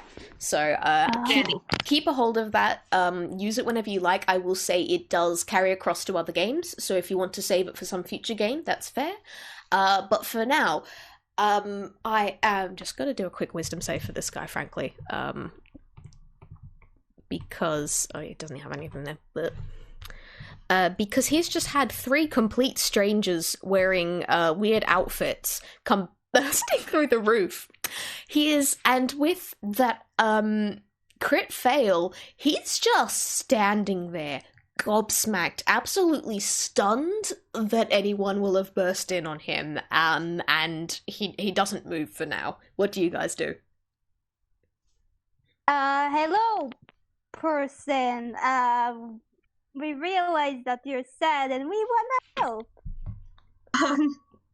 While Meepllow is essentially acting as a distraction, Luka is going to try and trip this guy up with the weighted bola thingy. What's it? Yeah, the bolus. With that, may I please get one second? I just need a. It's deeply irritating that so many of this stuff isn't actually in the player's handbook, so I had to make up stats for them. Are you proficient with simple ranged weapons?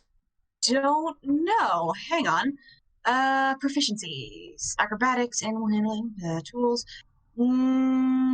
I am proficient with simple weapons, but not with simple ranged weapons. Simple ranged weapons come under simple weapons. So, with that, yeah, you roll me an attack roll with a +5 for the bolus. Nifty. Okay. D20 plus 5. That's a 21. Okay. You while this guy is completely stunned, you throw these bolas and they tangle immediately around this guy's legs. They go whoop, whoop, whoop, whoop. And he falls flat on the ground. He is down. And yeah, does anyone else want to act? Because this guy sure can't. I will say though that like falling to the ground has gotten him out of his shocked stance, and now he's yelling and going like, "No, what are you doing here? Let me go!" Sort of thing. Who's next? Who wants to go up next? I'm not going to do initiative yet. Just tell me. I hope we didn't tangle the wrong guy. So, if everybody's okay Again, with it, let's try not to hurt him or freak him out, because we're just trying to help. I think that Floof, since he's still caught up in the nang, he's going to sort of struggle to where he's face down so he can see what's going on. And he's going to cast Bane on this guy so that he's not going to be able to pass his strength check later on. Nice. Yeah. Do I have to do anything to resist this, or do you have to make a spellcasting roll? It's a charisma check of 13. Oh, yeah, because crabs have great charisma. Oh, yeah. That's an 8. I don't think that passes. Probably not. Speaking of crabs, while Floof is casting Bane, can one of us look around to see if we can spot giant crab monster? Absolutely. Roll me an investigation check, seeing as you're looking for a specific thing. 22! That was a nat 20. Yeah, you look around, and now that you're not staring through a grimy window, you can see everything in this boathouse. And you can especially see the giant metal crab robot that seems to be kind of parked up just inside the main doors that you saw at the front. The top shell of it seems to be open, revealing a whole bunch of levers and buttons and such on the inside. And yeah, that seems to be about the right sort of size crab to make the tracks that you guys saw earlier. Oh, this guy is Old Man McGucket. All right. With that, Meepllow, did you want to do anything real quick, or did you want to kind of just wait to see what happens next? Wait to see what happens next. I don't know what to do now. Okay, because what happens next is that this guy kind of tugs a little bit at the ropes around his legs. He's not going very well at them because he's not he hasn't got masses of strength. But what he does do is he yells out, "Crabs, get them!" and he summons 3d4 of crabs. Oh my god! If I had a nickel every time this happened to me in a D&D game, I'd have 2 nickels. It's not very that much, but it's weird that it's happened to me twice. And 7 crabs start scuttling out from all the little various hidey holes in the boathouse. 6 of them start going for Luka, seeing as you throw the bolus. 1 of them heads over to the mystery crab man and starts snipping at his thing. So let's what do I have to roll for these crabs? I have it up here. they big are just, these crabs, though? Like, how big? they're mechanically they're tiny. You know, they're just like the regular sort of crabs. They're maybe like 3-4 inches across, so like they're decent sized crabs, but they're still just, you know, your regular everyday crab. What? Luka's just going to look at them and be like, they're so cute when they're angry. What's your armor class? My AC, it is probably not very high. It's a 13. Okay, only like you have these crabs swarming over you. You can get them kind of like scuttling over your feet, and some of them are kind of tugging at your pants. Only one of them actually managed to go snipping beneath your pants, though, and it deals a grand total of like 1 hit point of damage. It does hurt, but you only lose like 1 health point. While this is going, I do have a question. Yes. Which leg did it snip me at? I'm gonna fucking roll a D2, like a D2 here, just to kind of see if it was right or left. It hit your left foot. Well, left leg. Okay, so that does do damage, because the other one doesn't have feeling in it. Maybe that's why all the other crabs didn't really manage to do much. They were attacking the wrong leg. This is the only one that got it right. While that's going on, though, the other crab is going to actually start snipping at the ropes around the bolus that the guy has on him. I'm not actually going to roll for it because I have plot plans in place. Plot armor's going on here, or in this case, plot crab. And the bolus come free. And Deus Ex Crabina. Pretty much.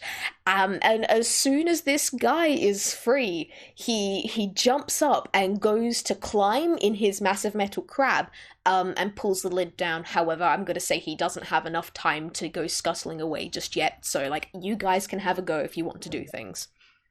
Fighting small crabs and a giant crab. Somebody should find a way to block the doors. And also the water, if that's possible. Excuse me, small friend. And then he just, like, gently plucks the crab that was pinching him off and tosses it into the water. I can imagine seeing like the boathouse is technically on dry land, but I imagine that you've spotted like another broken window and you just like toss it out of the window and you hear this plop as it lands in the ocean.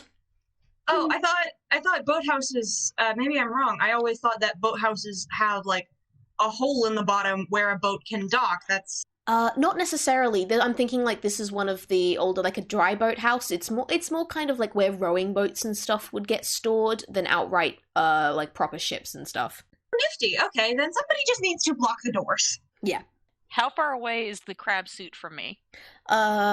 You'd call it 15 feet. Okay, so I point at the crab suit and I cast Shatter on it. Cool. Do you need to roll or do I need to resist? You need to resist. It's a con 13 roll. Okay. I think I actually have good constitution. Did I give myself good constitution? Yes, I did. It is a giant metal crab. I'd assume they have good constitution. Yep. You have disadvantage, though. Because he's in a metal suit. Okay, but the question is, oh yeah, because it's like the metal and stuff would shatter, doesn't it? Oh yeah. Although, can you read out the thing for me, please? A sudden, loud ringing noise, painfully intense, erupts from a point of your choice within range. Each creature in a 10-foot radius sphere centered on that point must make a Constitution saving throw. A creature takes 3d8 thunder damage on a failed save, or half as much damage on a successful one. A creature made of inorganic material, such as stone, crystal, or metal, has a disadvantage on the saving throw. Okay, so let me do disadvantage then, which is a pity because I quite liked my dirty 20, but that's still a 19. So I'm guessing like this loud ringing noise goes out, and you can just see the metal of the crabs of like the crab mecha like shake with the noise, but it doesn't outright break. It's still in one piece. However, it takes 9 damage. That's, yeah. You see like the tiniest of cracks make their way through over the metal suit, but it doesn't break and it still looks pretty healthy. Alright, so Meepllow, did you want to try doing anything? So right now we are fighting crabs, right? So yeah. Right now, there are 7 crabs roaming about on the floor of the boathouse. The man that you guys saw moving about in here before and that you knocked over has gotten free and climbed in the big crab suit. Yeah, pretty much. Do try not to step on the little ones. They're crabs, so can I try animal handling on them because they're crabs? Can I try? Yeah, roll me animal handling then. Befriend them and turn them against their master. That's how it goes. Then this is the second time this has happened to me. Oh, that's an 8. Yep, sadly that's nowhere near enough to befriend these crabs, and in fact they kind of look at you, and you can see in their beady little crustacean eyes and the way they lift their claws, they don't really like you very much, and they are only loyal to their lord of crabs. Basically, the crabs aren't happy, they're not having any of this. And, Luka, your action was tossing the crab out the window. So I think in that case, my wonderful Lord of Crabs, for that is his name, raises up the metal claws in his crab suit and just goes like, "You'll never get me!" and smashes right through the walls of the boathouse and goes scuttling across the pavement and headed actually back towards the city rather than the water, because he's not the most intelligent of people. Oh dear. I'm going to abuse this grappling gun as much as I can. Can I shoot it at the moving crab mech and try and hook onto it? You can, however, you're gonna have to roll me dex with disadvantage. Okay, that is d20 plus 2. 5! That's a 5. Oh dear. Let's see if you can roll lower than 5. That's an 11. It's a 5. It's a 5. With a 5, you try and shoot the gun before realizing you never actually unhooked it from the top of the roof. So when you kind of go to reel it in, it brings a bit of roof down on you and you get like the showering of rotted wood in your eyes. So when you go to aim again, it just veers completely wide and the scuttling of the legs means you completely miss, sadly. And the crab man, the Lord of Crabs, heads off towards the city again. Right. Well, any ideas from the others? That didn't work. Free me from my captivity. Oh my god. Can I know I already took my action, but can Luka please untangle Floof? Yep, absolutely. He's tiny and filled with rage. Amazing. You know, we weren't in like true initiative. It was more just kind of anyone that wants to go, they can go sort of thing. Seeing as now the Lord of Crabs has escaped, we're definitely out of that. Oh, Luka's just going to gently untangle, lift up, and deposit Floof on the floor. Thank you kindly, my dear sir. My pleasure. Now, about the man in the giant crab. Follow it? Should we just follow the giant crab then? We should, before he hurts himself or someone else. A crab tries to take another snip at you, Luka, and it fails completely. Maybe. I looked down at the crab that just tried to snip me and said, "Excuse me, I understand you're angry, but we're having a conversation." It kind of like glares at you and then scuttles off and vanishes into a crack in the wall. Thank you for understanding. And then he like goes back to talking to the others, and I could try the jump cut again. I'm going to say that probably won't work this time because you don't know where you're going. A good point. A moving target is not a very good target to aim poof bombs on. I mean, you could just go running after it. It wasn't really going any faster than like you guys' running speed. Okay, then let's get out of that house and just run and just follow it. Let's book it.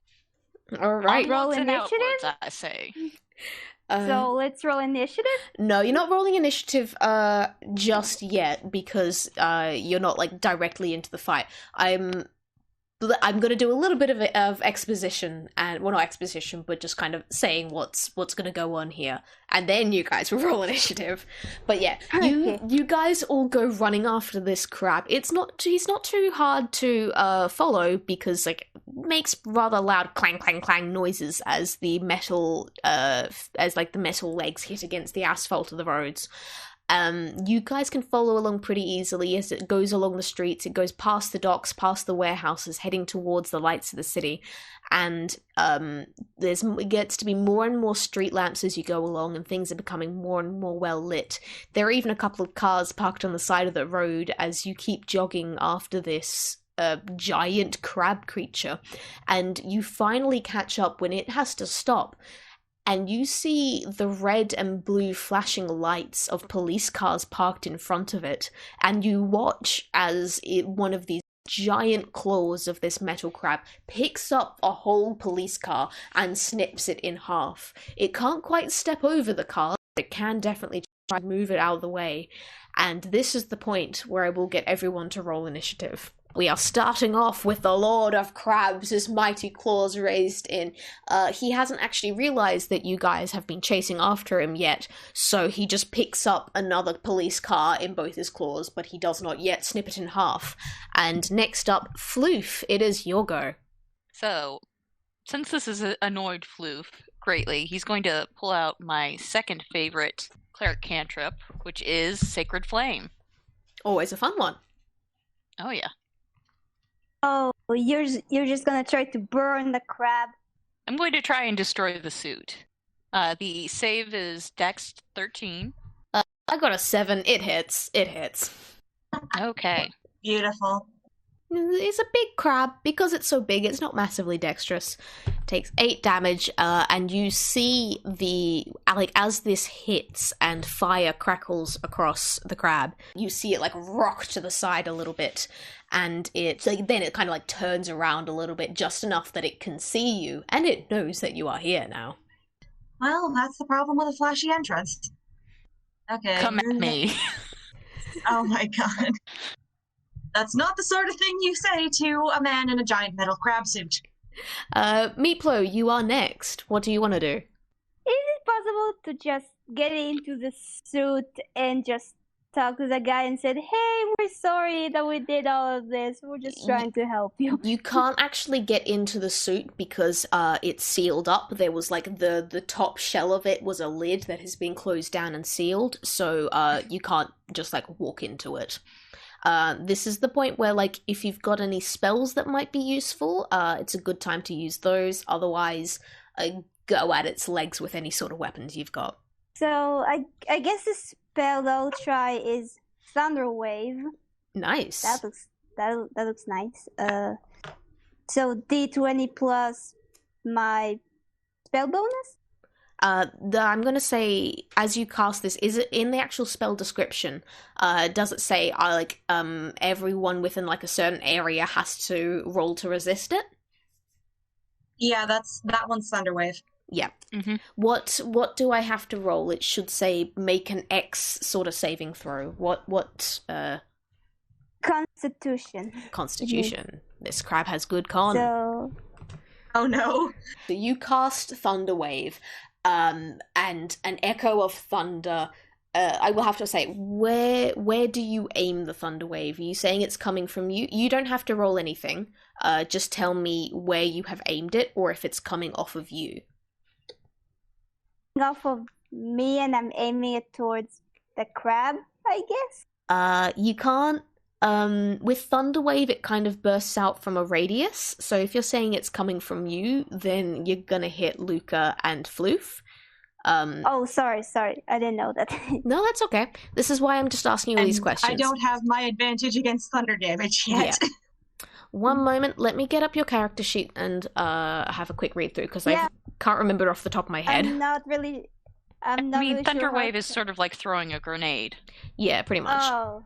It's Wave of Thunder sweeps out. Yeah, the thing is, a Wave of Thunder force sweeps out from you, so it's specifically going to be this comes from you, and then everyone kind of nearby you is also going to get hit by it. So if you're going to cast Thunder Wave, I would advise you run up real close to the crab and then cast it so it doesn't hit your friends.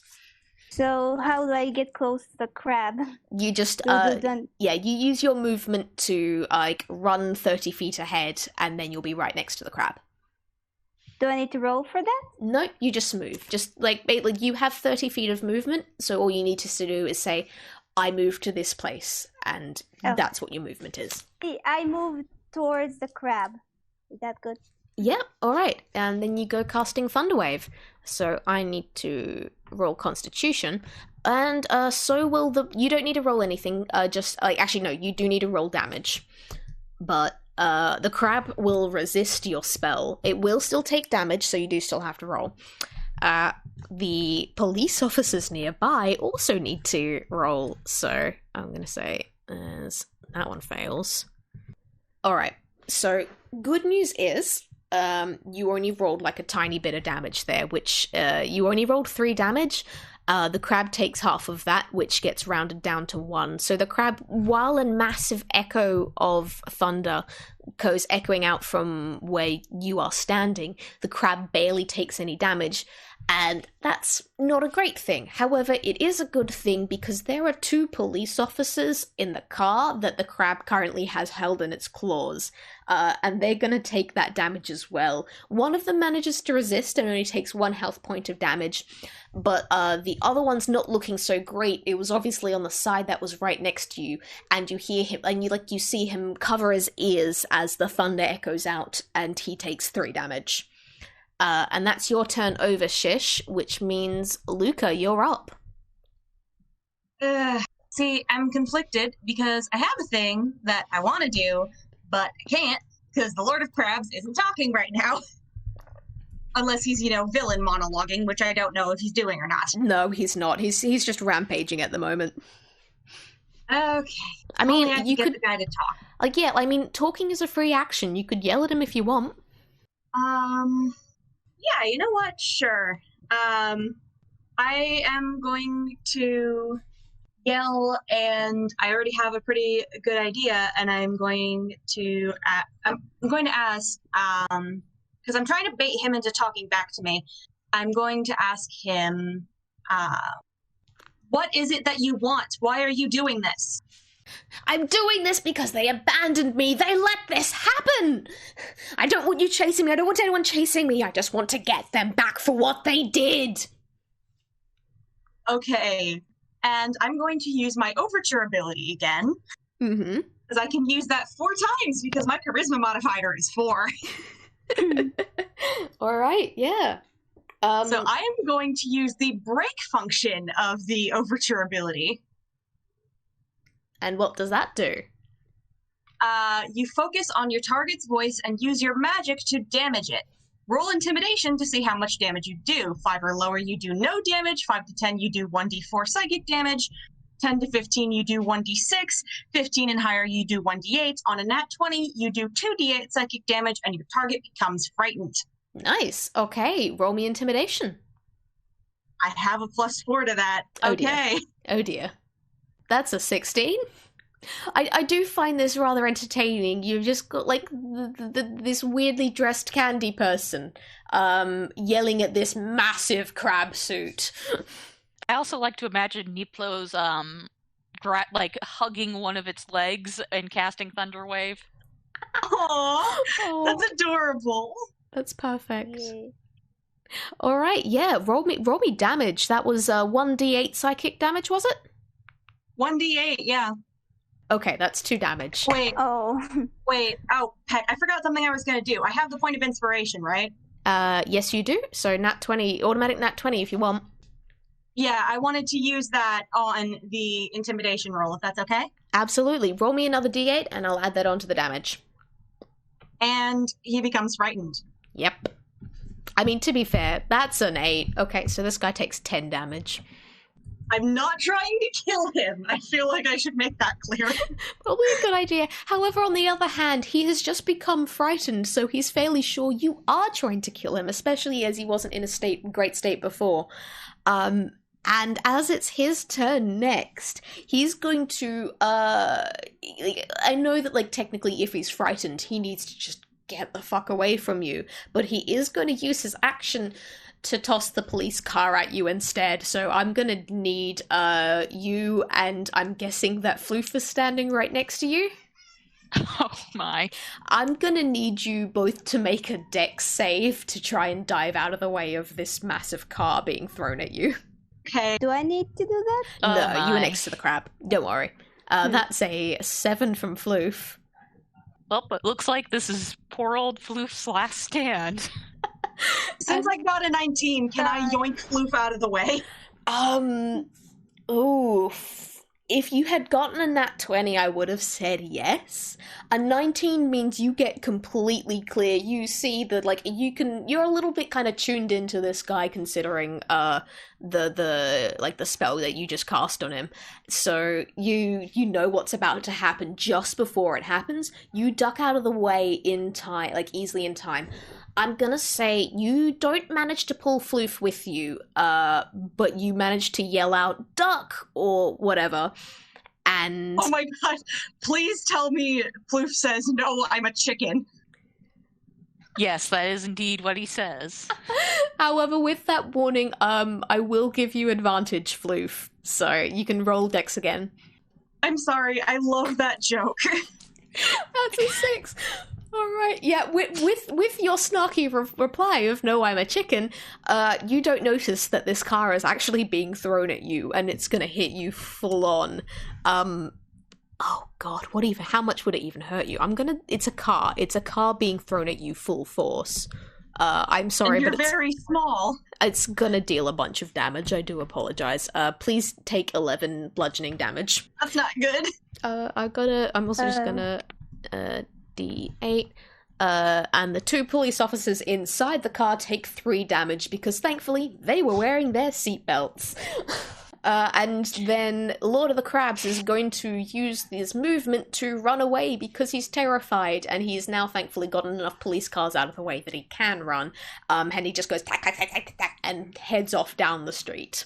That did not go how I was intending it to. No, Floof, it's your turn. You're underneath a car. I'm pretty much just screaming and trying to crawl my way out from underneath the car.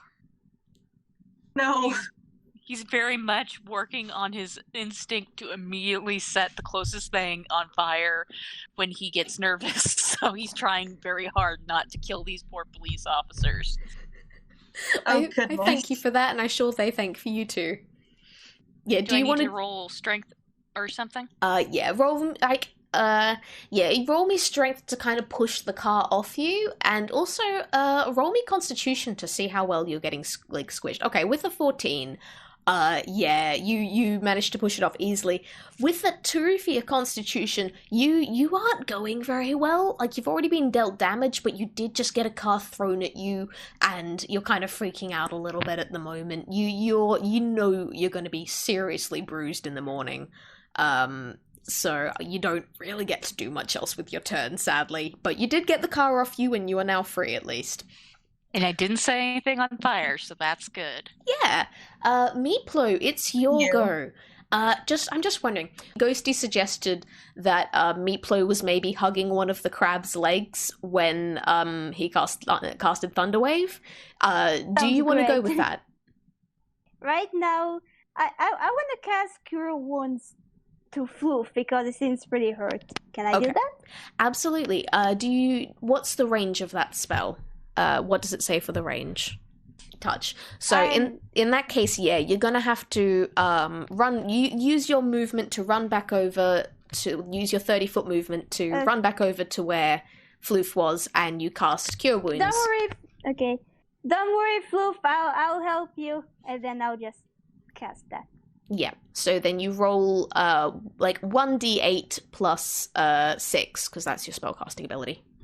Nice! 10 whole, like, basically, Floof, you get back basically all the hit points that you just lost when the car hit you, so you're going pretty good. Thank you, my dear Meepllow. I feel much refreshed from that. Alright, that's your, movement and action. Luka, you're up. Just as, like, I guess a flavor thing, Luca's going to pat Meepllow on the head and say, good job. And then this is Batman, but we're going to go a little Black Canary. Because Luka is going to look at the retreating crab mech, take a leaf from Floof's book, and cast Shatter, which, because he is a Warlock of Prismatone, looks a bit different than when Floof cast it, because when he casts it, he does it by screaming. Nice. I do have to ask, though, what's the range on Shatter? Shatter is 60 feet. Okay, Yeah. good. The crab is only just within range because it's currently 60 feet away. So, you scream. Yes. Tell me what happens. You have to make a Constitution saving That was throw against And I'm at disadvantage a 9. because it's a metal suit. That's an 8. Let's see if I can get any lower. Yeah, that's an 8. Okay. 8, you just barely don't make it. So can I describe what Luka's magic looks like? Because I've kind of spent way too much time thinking about it. Absolutely, please do. So when Luka uses a spell, because as a Warlock of Prismatone, he can use his voice as a spellcasting focus. Basically what it looks like is almost like he's breathing light, and it looks like just this bright pink jagged line, almost like a dart of pink light with orange and yellow bubbles coming off of it, in like kind of like how you know when something makes a sonic boom, it makes circular clouds come off of it. Mm-hmm. And that is aimed right at the crab at mech, and I'm going to do 3d8. Nice. I think. So that is 15 damage. Nice. Done. Okay. Yeah, I just pressed the wrong button. God damn. I need to wait for that to load up. But yeah, this crab isn't looking great. He's not quite mechanic. Actually, wait. Yeah, I was like, he is not quite mechanically bloodied, but like you can see cracks running, even at this distance, you can see cracks running across the shell, and like you can see it stumble a little bit as this hits, and it's because it just this thing has just taken some serious damage. The person inside it knows this guy's that like he's just taken some serious damage, and it stumbles as it continues to run away, but. Thing that might slow it down a little bit if it took enough damage that it might, I don't know, jam one of the legs or something, but that's probably asking too much. Yeah, sadly it is a little bit. But yeah, he's not going great, and he's still I get to roll wisdom to see if I break out of the frightened thing, don't I? Roll wisdom against my wisdom, or roll wisdom against, what are we rolling wisdom against? It would be against, what is like your spellcasting bonus? Spellcasting bonus. Which one would that be? Like your, one moment. On your thing, you should have your spell save DC. What's that? It should be under like your spells and such, I think, or it's under your attack. Your spell save DC is 15. I have that to try and beat, which is not great because I have no plus. Yeah, no, this guy's still terrified. He's going to use his action to summon more crabs, and you just see as he's running, he lifts up his claws to the sky, and you hear this metallic roar of just like, "Ah!" except with some amazing sound effects added to that, so it doesn't sound like a dying seagull. And instead it sounds like a very angry crab who is fighting the dying seagull. Yeah, exactly. And he's gonna summon more crabs, and they come crawling up out of like the storm drains beside you guys. and there are now 10 crabs scuttling about the ground, and Luka, they're going to attack you because while Lord of Crabs is terrified, the crabs are not. Dear. How many is that? That's 1, 2, 3, 4, 5 of them manage to attack you and actually hit you. So as these crabs come swarming up, 5 of them snip their pincers right into your flesh and you take 5 damage. And they're yeah. So I took 1 and now I took 5, so I am at... Oh, I'm still at 20 hit points. I'm fine. You're good. Do be aware, though, there are now 10 crabs scuttling about around your feet. And that's the Lord of Crabs' turn. Floof, you're up. Out of curiosity, does anybody know how to roll a melee spell attack? You are nowhere near melee range, so I don't think you would be able to do that right now. Well, I mean, how close can I get to the crab monster at this point? If you used your action to dash, then you could get up right next to it, but you wouldn't be able to do anything unless you had bonus actions. Okay. I'm just gonna follow him for now. Okay, so you use both your movement and your dash speed to get right up close? Or do you want to stay a little bit away? Stay a little bit away. Alright, how far away do you reckon it'd be good? About 15 feet.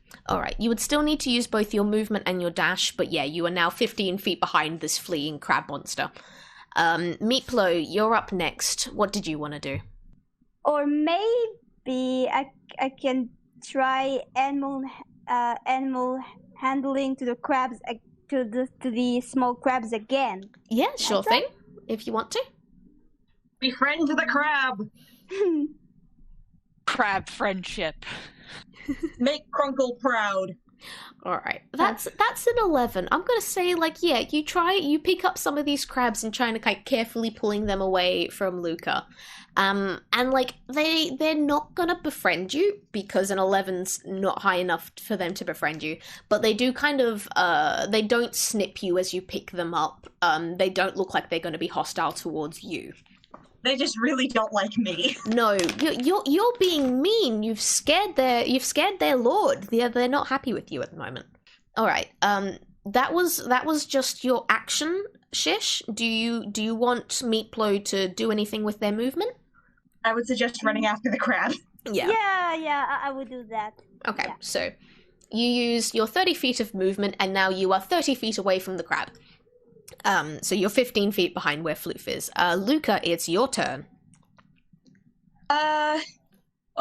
He's going to stop for a moment, and this is just a purely flavor thing. It has no actual effect on the game, but he's going to stop for a moment, pull something out of his coat, which is just a small glass vial marked with a etching of a sun that's filled with bright golden yellow liquid, and he's going to drink that. He's going to shake his head a little bit, and then he's going to do what Floof did, but a little more drastically, and basically try and run and jump up onto the thingy. Okay, roll me Dex to see how well the jump goes, and then I may have to ask you to roll other things to see how well you hang on. That's a 7. That's a 7. Okay, you're running, but 60 feet is a little bit further than you thought it was, and you're not as in shape as you thought you were. So by the time you're up close enough to the crab to jump, you bend your knees to jump, and no, you don't quite manage to grab onto it because you're already kind of winded from the run itself, so you barely get into the air. You are now, right next to the crab, and you don't take any damage, but yeah, you didn't manage to jump onto it, sorry. I kind of figured that wasn't going to work. It was worth a try. It was worth a try. Yeah. If anyone wants to notice, his colors have gotten a bit more vibrant after drinking the stuff that he has in his coat, but other than that, it has no mechanical effects. Liquid courage. No, it's not that either. But was it basically just sugar, so you get a bit of an extra energy? If you guys would like to know, it's basically he calls it his medicine, and it is basically pure concentrated positive energy. It's basically concentrated joy and happiness and comfort and feeling of safety that helps him stave off a certain thing. And he kind of had to take it after using that much of his magic in doing the screamy thing. I love this. I love this flavor. It's very good, and I can't wait to poke at it more in future games. But for now, it's Lord of the Crab's turn again, and he's not happy, especially as you tried to jump near him, and he's still terrified of you. He's still not happy. But he has, I'm going to say, he manages to suck up just enough bravery to bring one of the claws down to try and knock you out of the way. Oh dear. That's a 22. I'm guessing that hits? Absolutely hits. Alright, with that hit, it's going to do bludgeoning damage. Please take 2 damage because obviously he's still kind of terrified of you, so he's not, he didn't aim quite right and it just clicks your side, and you get knocked to the side as this massive metal claw slams into you. And then he's going to use his movement to continue trying to run the heck away. And next up is Floof, your go. You are currently 45 feet behind the crab. Okay, I'm going to dash so that I am right behind him. Okay, so yeah, you're right behind him. Do you have any bonus actions you could maybe use? I do not have any bonus actions. I'm just going to keep waddling my way after him like the tiny, angry chicken I am. That's adorable. Meepllow. Meepllow, it's your turn. This chicken has become a goose. Mm-hmm. Can I just climb on top of the giant crab, I guess? I'll tell you what, you can do the same thing that Luka just tried, because again, this crab is 60 feet away from you, because it keeps running away, because it's still terrified. Oh, so just... But you can do the whole... Yeah, you can do the run and jump, so yeah, roll me dexterity to see how well the jump goes. Alright, that's a 15. With that, yeah, you managed to get a much better jump than Luka did. And with that, I now actually want you to roll me strength, just like a straight strength saving throw to see how well you manage to grip, because you've got a really good jump there, so you definitely managed to land on the shell of this crab. How well you stay on this crab is a different matter, though, so roll me strength. Alright. Even though my strength is -1. Yeah. God. Because the thing is, the crab's still moving the whole time, so... That's a 6. Oh. Okay. You manage to get onto the crab, but your little pillowy hands don't manage to get into any of the cracks and crevices, and you're scrabbling against this smooth metal, and we just watch as you go sliding off the shell and thump back onto the road. However, you are right next to the crab. Luka, it's your go.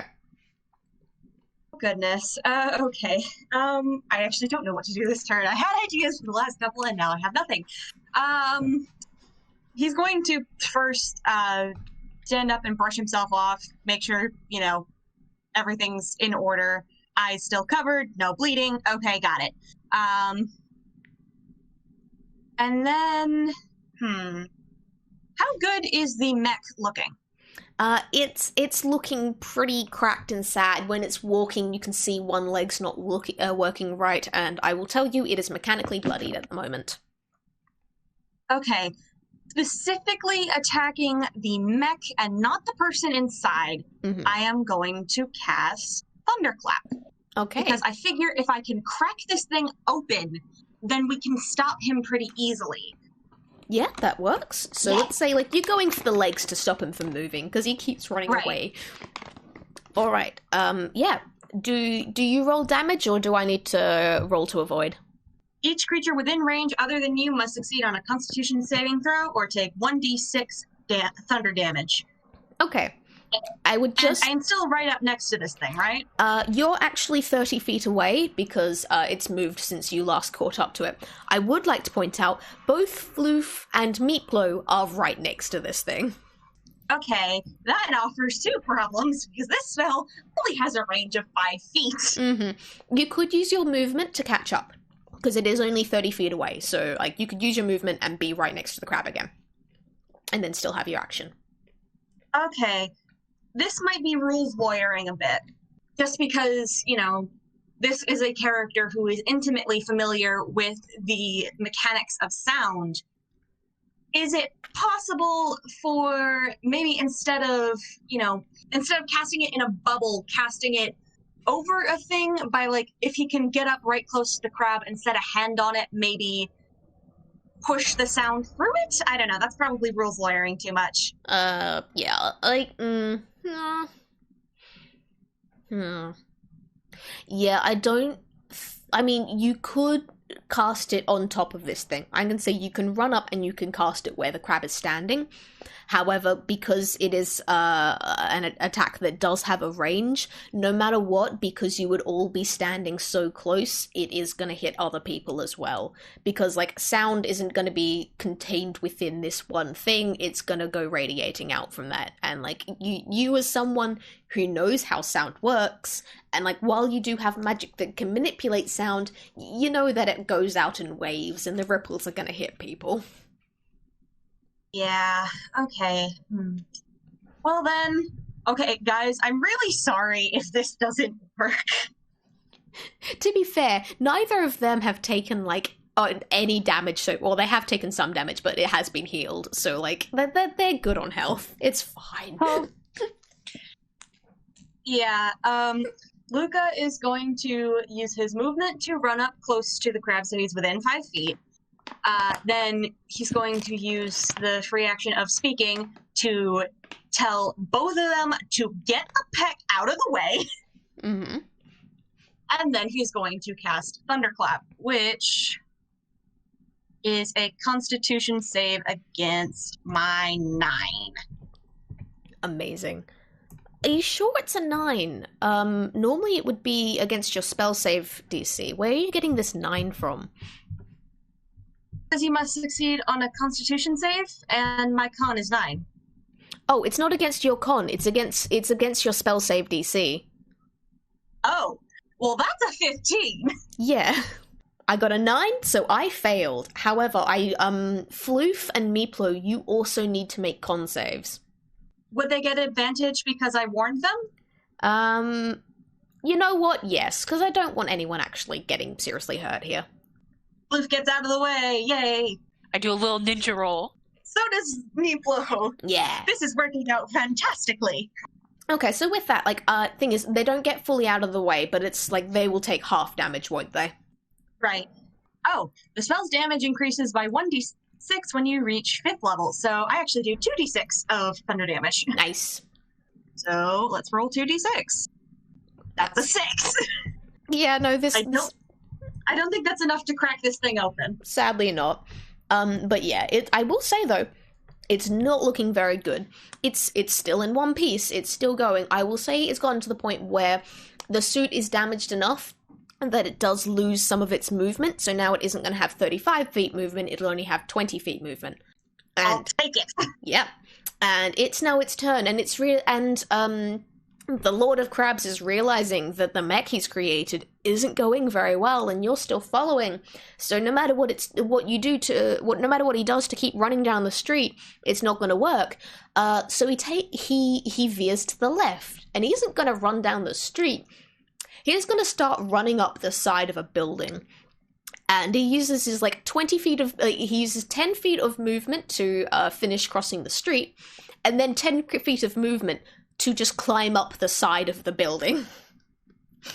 And, you know what? He's going to use his action to summon more crabs to where you guys are, because you guys run faster than crabs. So the other ones kind of got a little bit left behind. It's... Oh my god. 3, 2, 4. So, there's just crabs swarming all over the street at the moment. There are now another 8 crabs coming near you guys, the other ones. So, let's just replace that. And they are gonna have a go at... You know what? Let's say 6 of them are gonna go for Luka, and 2 of them are gonna have a go at Meepllow. D20, let's just see. That's... Okay, Luka, please take 2 damage. So, 20. okay, that knocks me down to... I'm keeping track of this in my head. I think that knocks me down to 16. And Meepllow, good news is, neither of the crabs have strong enough snips to get past your pillowy exterior, so, because you're very soft. You're easy to snip, but it doesn't do any damage, so you're safe. And, yeah, next up is Floof. Yeah, I'm just going to try and set him on fire again. Go with what you know, huh? Yep, fair enough. Oh, God. That's, We're going to end up roasting this poor man alive. It's fine. He's fine. What save was that again? Dexterity, and that's 13. Yeah, one moment. That's a 15. He manages to save. Okay, so he takes half of this. I gotta say, 3 damage is still a fair chunk, so... Well, a fair chunk compared to how things are. Yeah, you see these flames go crackling across the outer shell of this metal crab, bubbling the paint. Wait, shit, are we doing property damage? Yes. Heck. I'm not gonna say masses of property damage because the animators don't want to have to animate all of it. That costs too much money. But there is some property damage, so as you kind of see the thunder wave that echoed out, good news is you were in the middle of the street, so you see, like, some cars that were to the sides of the streets rock about, maybe a window shatters, but it didn't do, like, building damage because they were too far away. Okay. The thing I'm worried about is this guy is setting this thing on fire while it is on a building. There could be people in that building! Well, it is sacred. It is sacred flame, so that's a little bit different, though, isn't it? Yeah. Okay, does it not set buildings on fire? I No. don't think so. No. Oh, thank God. It's more like it's radiant damage, isn't it? Yes. Yeah. So it's not going to actually it doesn't cause any fire damage to the building. You just kind of see the flames ripple across the crab itself, and the paint on the metal like bubbles and boils away a little bit. But it's more because of like a holy light than because of actual fire damage. So that's Floof done. Meepllow, you've got a crab climbing up a building. You've got crabs swarming at your feet. What do you want to do? I think I'll just use my long sword to just kill the tiny crabs. You know Probably. what? That works. Roll me a d20. So, like, actually, roll to attack. So it's a d20 plus your, like, weapon bonus for that attack. 2. All right, that's a 12. You do manage to get past the crab's armor class. I'm gonna say, how many crabs do you get? Let's just roll a d4. You managed to only hit 1 crab, sadly, and I'm gonna say no matter what, you're gonna get high enough damage that you kill this crab. So there is now 1 less crab scuttling around your feet as it is stabbed by the sword. Oh, poor crabs. They didn't do anything wrong. They were just trying to protect their friend. Luka, it's your turn. Okay. Because Luka is kind of, shall we say, not always the most aware of his own health, he's not going to pay attention to the crabs that are trying to pinch him. Instead, he's going to try and look at the crab mech, find a place where there's like a pretty sizable crack in it, and throw his cane at it. Okay, do you have, like, attack stats for your cane? It functions as a quarterstaff. I don't know what that means for throwing it. Yeah, because you don't tend to throw quarterstaff. Roll me a dex like a dex check, not a save. Just like d20 plus dex. To see how well your aim is here. I think that's a 20. That's a dirty 20. With that, yeah, you're definitely gonna hit. Yeah, roll me like the usual damage that you would have for your cane, as well. So, okay, that is 1d6 plus 0. That's 3 damage. 3. Okay, I will say, yeah, this doesn't look like it does masses of damage, but you do notice that crack is now wide enough that your cane sticks into this crab. And it is stuck there, and is possibly a good leverage point for something in the future. Did you want to use any movement? I don't think he can because he actually does need that thing, so he kind of stumbles a little bit. Okay. While you are without your cane, I'm gonna say you have reduced movement, so you can only actually move 15 feet rather than 30. Yeah. Alright, in that case, we're back up to the Lord of the Crabs. He has not noticed that you have just stabbed him with a cane, so he's going to continue trying to climb the building, and I'm actually going to make him roll for it, because as he gets higher, his crab mech stops working as well as it really should. That's a 12. Okay, so he managed to get like another 10 feet up the building as like each leg is just like stabbing into like the concrete and glass, sticking in, and he shifts himself up a bit more and sticks it in and shifts himself up a bit more. He is now 20 feet in the air, but you do notice the cane is still sticking into that crack in him. Floof, your turn. He is going to try to do Fireball again. Well, Sacred Flame. Sure So that's thing. going to be another 13 dex. +1, and that's that's a nat 20.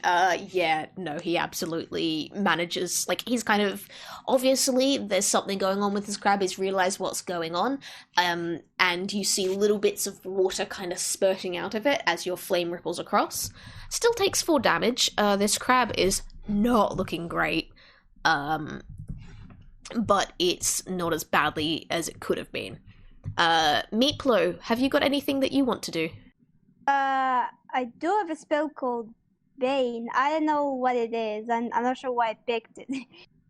But what does it do? Do you know how I gave you guys like a little blessing that gave you an extra d4 for your rolls? It's like that, but in the reverse. If you cast Bane on someone, they have to take a d4 from their next roll. I don't know if that would help. I mean, it might be helpful, because like the next roll it makes might be like an attack roll, and this way you're maybe stopping the Lord of the Crabs actually from hurting someone. So it could be helpful. So should I just do that? Yeah, I reckon that'll work. So you cast Bane, and you can see like wisps of darkness like floating around this crab for a moment as it sinks in, but you don't really see much of the way of any other effects. That with that spellcasting roll, it's definitely enough that you see this spell sink in. Luka, your turn again. Okay. I don't actually know what he'd do here because he would recognize that, okay, there's no way in hell I can reach that thing. With where I'm at right now. So let me just take a look at his spell list real fast. Do actually have an item that could get you up there. Oh, I do. I have the handy dandy grappling gun. Exactly.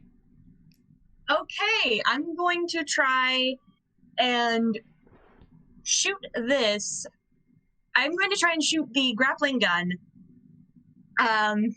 into, or like, so that it hooks onto the crack that I widened a bit with my cane. All right, perfect. Roll dex to see how well your aim is. Okay, this is probably not going to work very well, knowing my luck. I will say, if you're specifically aiming for your cane because like you've got something handy that it can maybe latch onto, I will give you advantage here. I will take that. Thank you. That's a dirty 20. Do you want to roll again and see if you can get even higher? Sure thing. That's a 14. And I do have a question. Does this count as movement or action? Because I might have an idea for something to do if I can still do something. Realistically, aiming, firing, pulling yourself, aiming, firing the grappling hook is your action, and then like the pulling yourself up would probably be the movement. Do you have any bonus actions you could use though? I don't think any of these count as a bonus action. Darn. See, that's one action. Yeah, I don't think anything I can do, because I expended both of my spell slots. Yeah, fair enough. I love that warlocks just get fuck all in terms of spell slots. Like, they can do some really powerful magic, but only twice. Yeah. Okay, but yeah, if you haven't really got anything that you can do, then let's just say you are now hanging on to your cane as it is firmly lodged into this crab. And yeah, the thing I was going to ask to do, which I guess I might have as a prepared action for next turn, if nothing gets in the way, is I was planning on having, like, on pulling up on the cane, like, you know those things that they give you at seafood restaurants where you stick it in the shell and crack it open? Yeah. I was gonna have him do that. Right, I reckon save that for your next turn, and let's see what the other two go. But at the moment, this crab, I am actually gonna get him to roll perception real quick, because I don't think he realizes that you're on top of him. The various, like, okay, 13. With that, yeah, he manages to realize that, hey, there is something else on here, and you can see the claws kind of flailing about, trying to get at you, but they don't, like, crabs don't have masses of range of movement, so he can't quite reach into his back enough to grab you. And yeah, I don't think he really does much else there other than try and get you off, and he's a bit too distracted to move because of that. So we're gonna skip straight to Floof.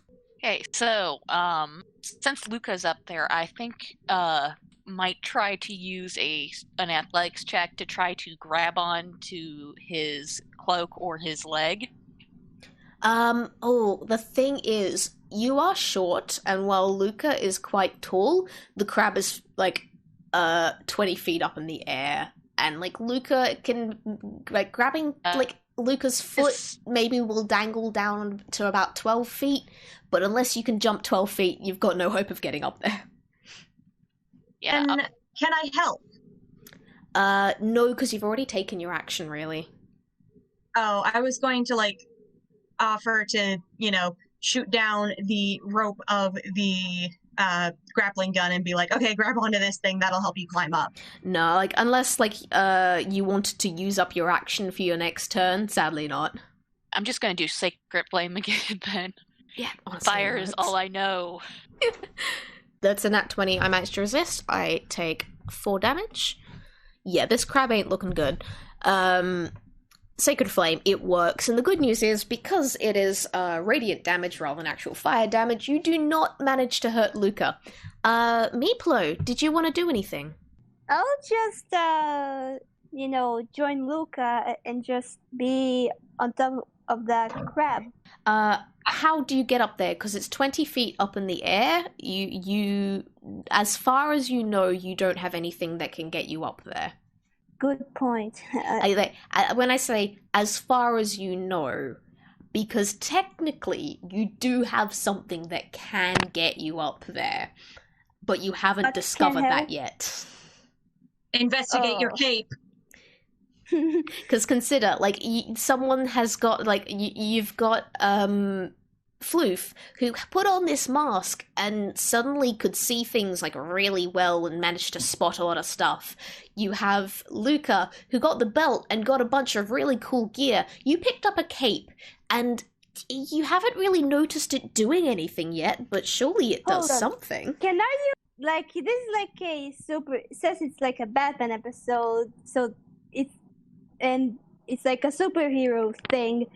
That means it's a superhero cape. That means I can use it to fly? Yes, you can. Because technically it is a cloak of the bat. And in an area of dim light or darkness, this is the streets of Midnight City. You are perpetually in dim light no matter what. You can grip the edges of the cloak in both hands and use it to fly. If you ever fail to grip the cloak's edges while flying in this way, or if you are no longer in dim light or darkness, you lose this flying speed. So basically, you can grab the edges of the cloak and use it to get you up to where the crab is. What do I need to roll for that? I think roll me investigation real quick to actually see if you manage to actually figure this out as you, like, inspect the cloak. I hope this will work because I would love to just fly. Ooh. Okay. That's a 5. You manage to piece together that this is like a superhero type cloak, but you don't quite figure out how to make it make you fly. You, in fact, like, you do the Superman pose a little bit. You, like, have one arm in the air and you jump about a bit. But you find that that doesn't quite work. So you reckon you're right with this thing, that it can make you fly, because the cloak's got to do something right, but you don't put together the thing where you have to actually, like, grab onto the cloak to use it as wings yet. Then I don't know what to do now. Yeah, sadly, I reckon that'd be the end of your turn, and Luka, you're up next. I already have the thing that I'm planning to do, so I'm going to try and plant my good foot on the surface of the crab and pull up on my cane to see if I can't crack this motherfucker open. All right, in that case, roll me strength. And I'm gonna say you've got advantage considering you're using physics against it. Yeah. Love physics.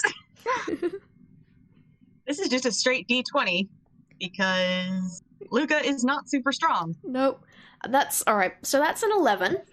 I'm gonna say this technically doesn't actually get past the crab's armor class because it's got pretty high armor, but you are exploiting physics again. You've already jammed this into the armor class, and for the sake of narrative, I'm gonna say it works. You plant your foot, you pull, and you hear this almighty crunch, and half of the top shell just breaks off with all the little cracks and everything that all your spells and attacks have managed to already put in this thing.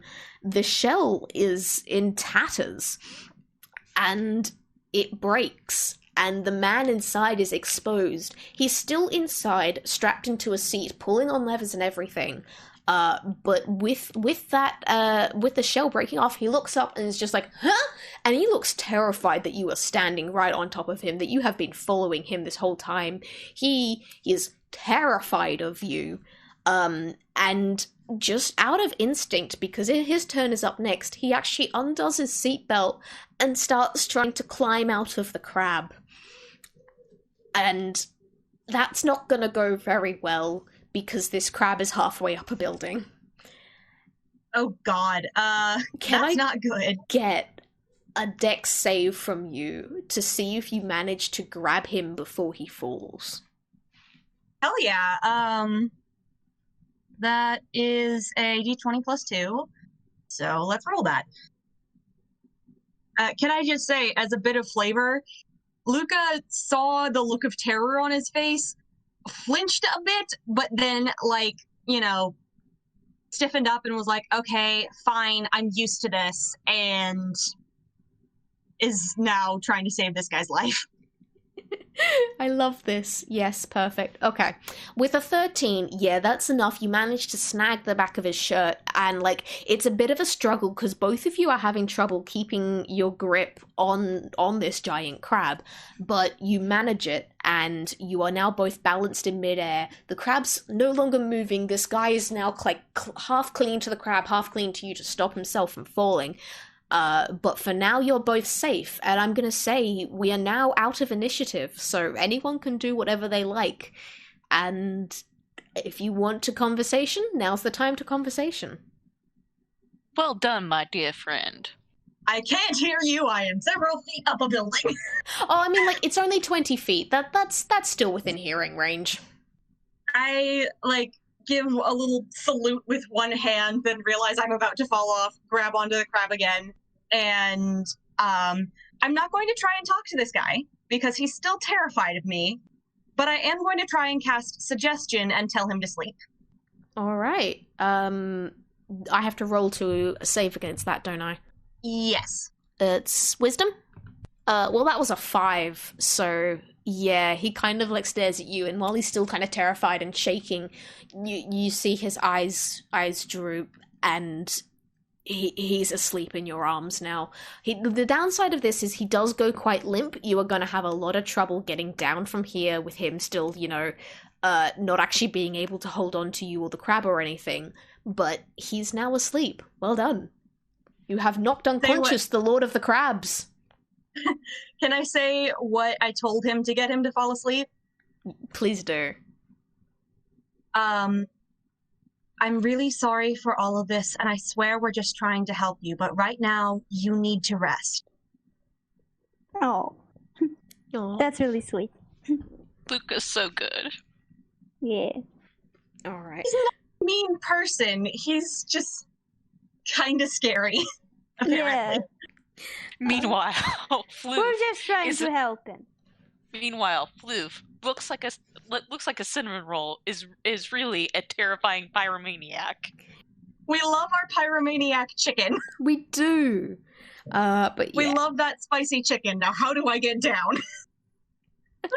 I'm gonna say, I'm gonna put a bit of DMX Machina say here, because, like, again, there were all those police cars that you ran past earlier that Lord of the Crabs had been attacking. His real name is Chuck, by the way, or, so, like, this guy, and the police managed to pull some ID on him as soon as they get you down, because they turned up. One of them managed to grab a ladder and they helped you both down, and you're safe on the ground again, and they've got the unconscious Chuck and some handcuffs and shoved into the back of the van.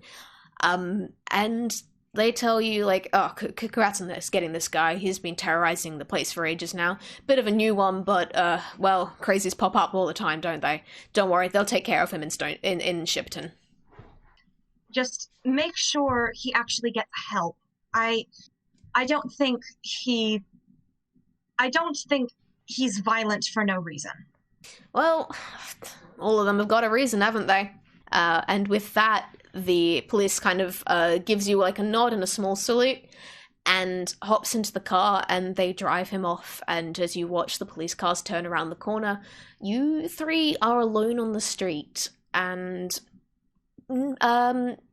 Meepllow, once again, with your absurdly high passive perception, you notice something that wasn't there before as you guys are just standing there. And it is a bright red door with gold handles that looks very similar to the door in the room when you guys first got here. The other two don't notice this just yet, only you. And you guys are alone in the streets of Midnight City. What do you want to do? Luka is going to take that bottle out of his pocket again and take another swallow of it while leaning pretty heavily on his cane, because he did not do very well in that fight. I that's think probably why Floof is he's going distracted. to offer his hand to Luka and Meepllow to shake. Aw. So Maple said, "Hey guys, I see a door. Let's follow it. It might be the exit."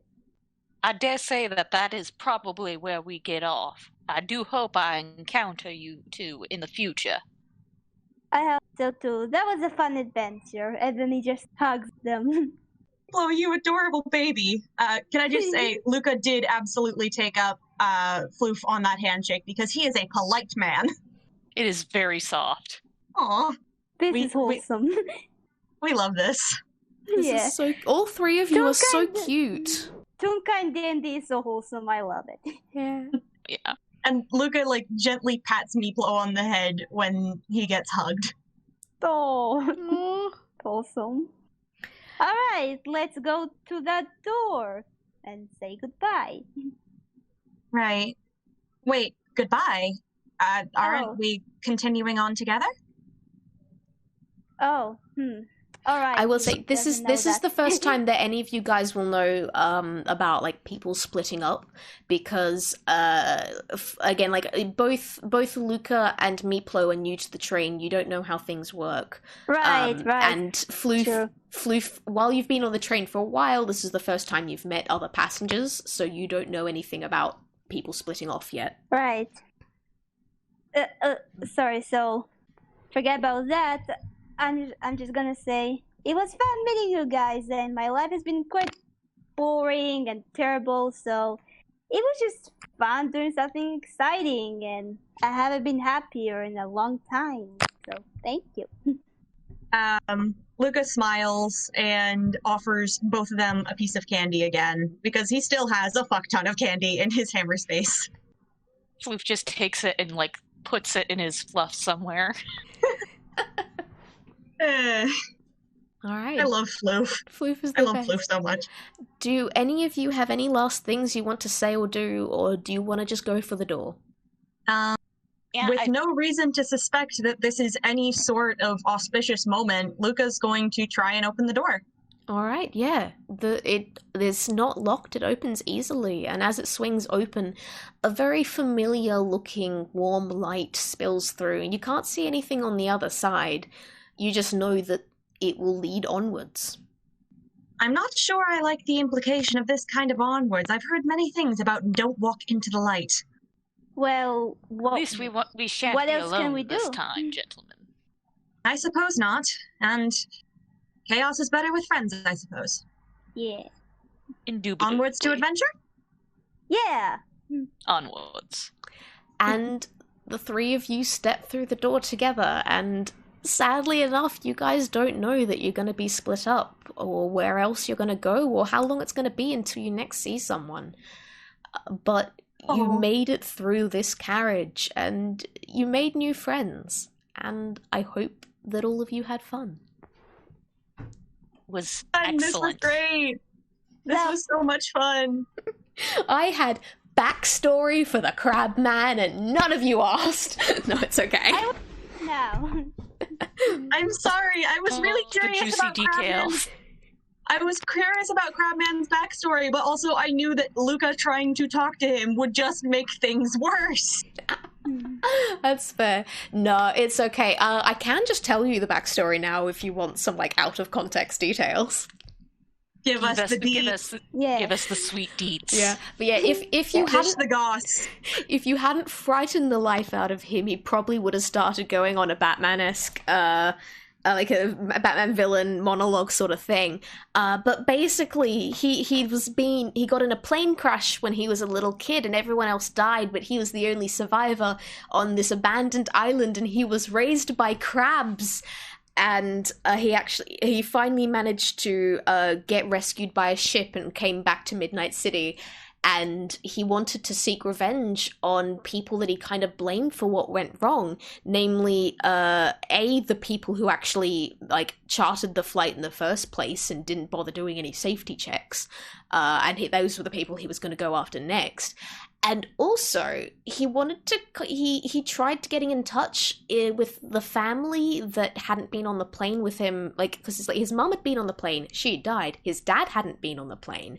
Tried to get in touch with him as soon as like Chuck got back on land. Discovered that in the years that he'd vanished, that like everyone had been thought dead, his dad had gone off and married again and got a new family, and that was the security guard that you guys found chopped in half. So one of the reasons that like the crab man was so distraught when you first found him in the boathouse was because he had accidentally killed his father. He hadn't meant to, he just meant to kind of pick him up and shake him about a bit, and he got sliced in half. And then Crabman was not happy, so he ran away, and that's why he was so distraught. And he didn't get a chance to go on a monologue. And yeah. Oh no, now I wish I hadn't used the thing, because that could have been something that would be helpful to him to get out in the open. Poor guy. Yeah, it's okay. Yeah. You're sending him off That's to... not gonna lie, that's a really good origin story for a villain. I like that. Thank you. I had fun coming up with fucking Lord of Crabs. But yeah, did everybody... Hopefully Shipton is better than actual Arkham at actually helping people instead of just acting as a prison. Yeah, fingers crossed. But again, this is a never-ending train carriage, so stuff goes a bit weird once you guys leave, and it doesn't all work exactly. Object permanence doesn't exist here. Yeah. Yes. But yeah, thank you everyone, so much for playing. This was an absolute delight of a game. I had so much fun. This was exciting. I had so much fun. I'm excited to get a chance to play again sometime. I would love to be in another game eventually, because as the first D&D game, that was amazing. 10 out of 10. I cannot wait to be in more games. In the future, like with other DMs and other people. That was great, and I'm so glad that I joined this server. It's been great. And you did really well. Yeah. Thank you. Amazing. You did great. But yeah, Thank you. you guys are all absolutely welcome to join in for my future games, but for now, I think it's best that I stop the recording. So does everyone want to quickly say bye? Quickly, what? Do you want us to all say goodbye? Oh, Oh, okay. yes. Bye. Bye-bye. Goodbye. Bye.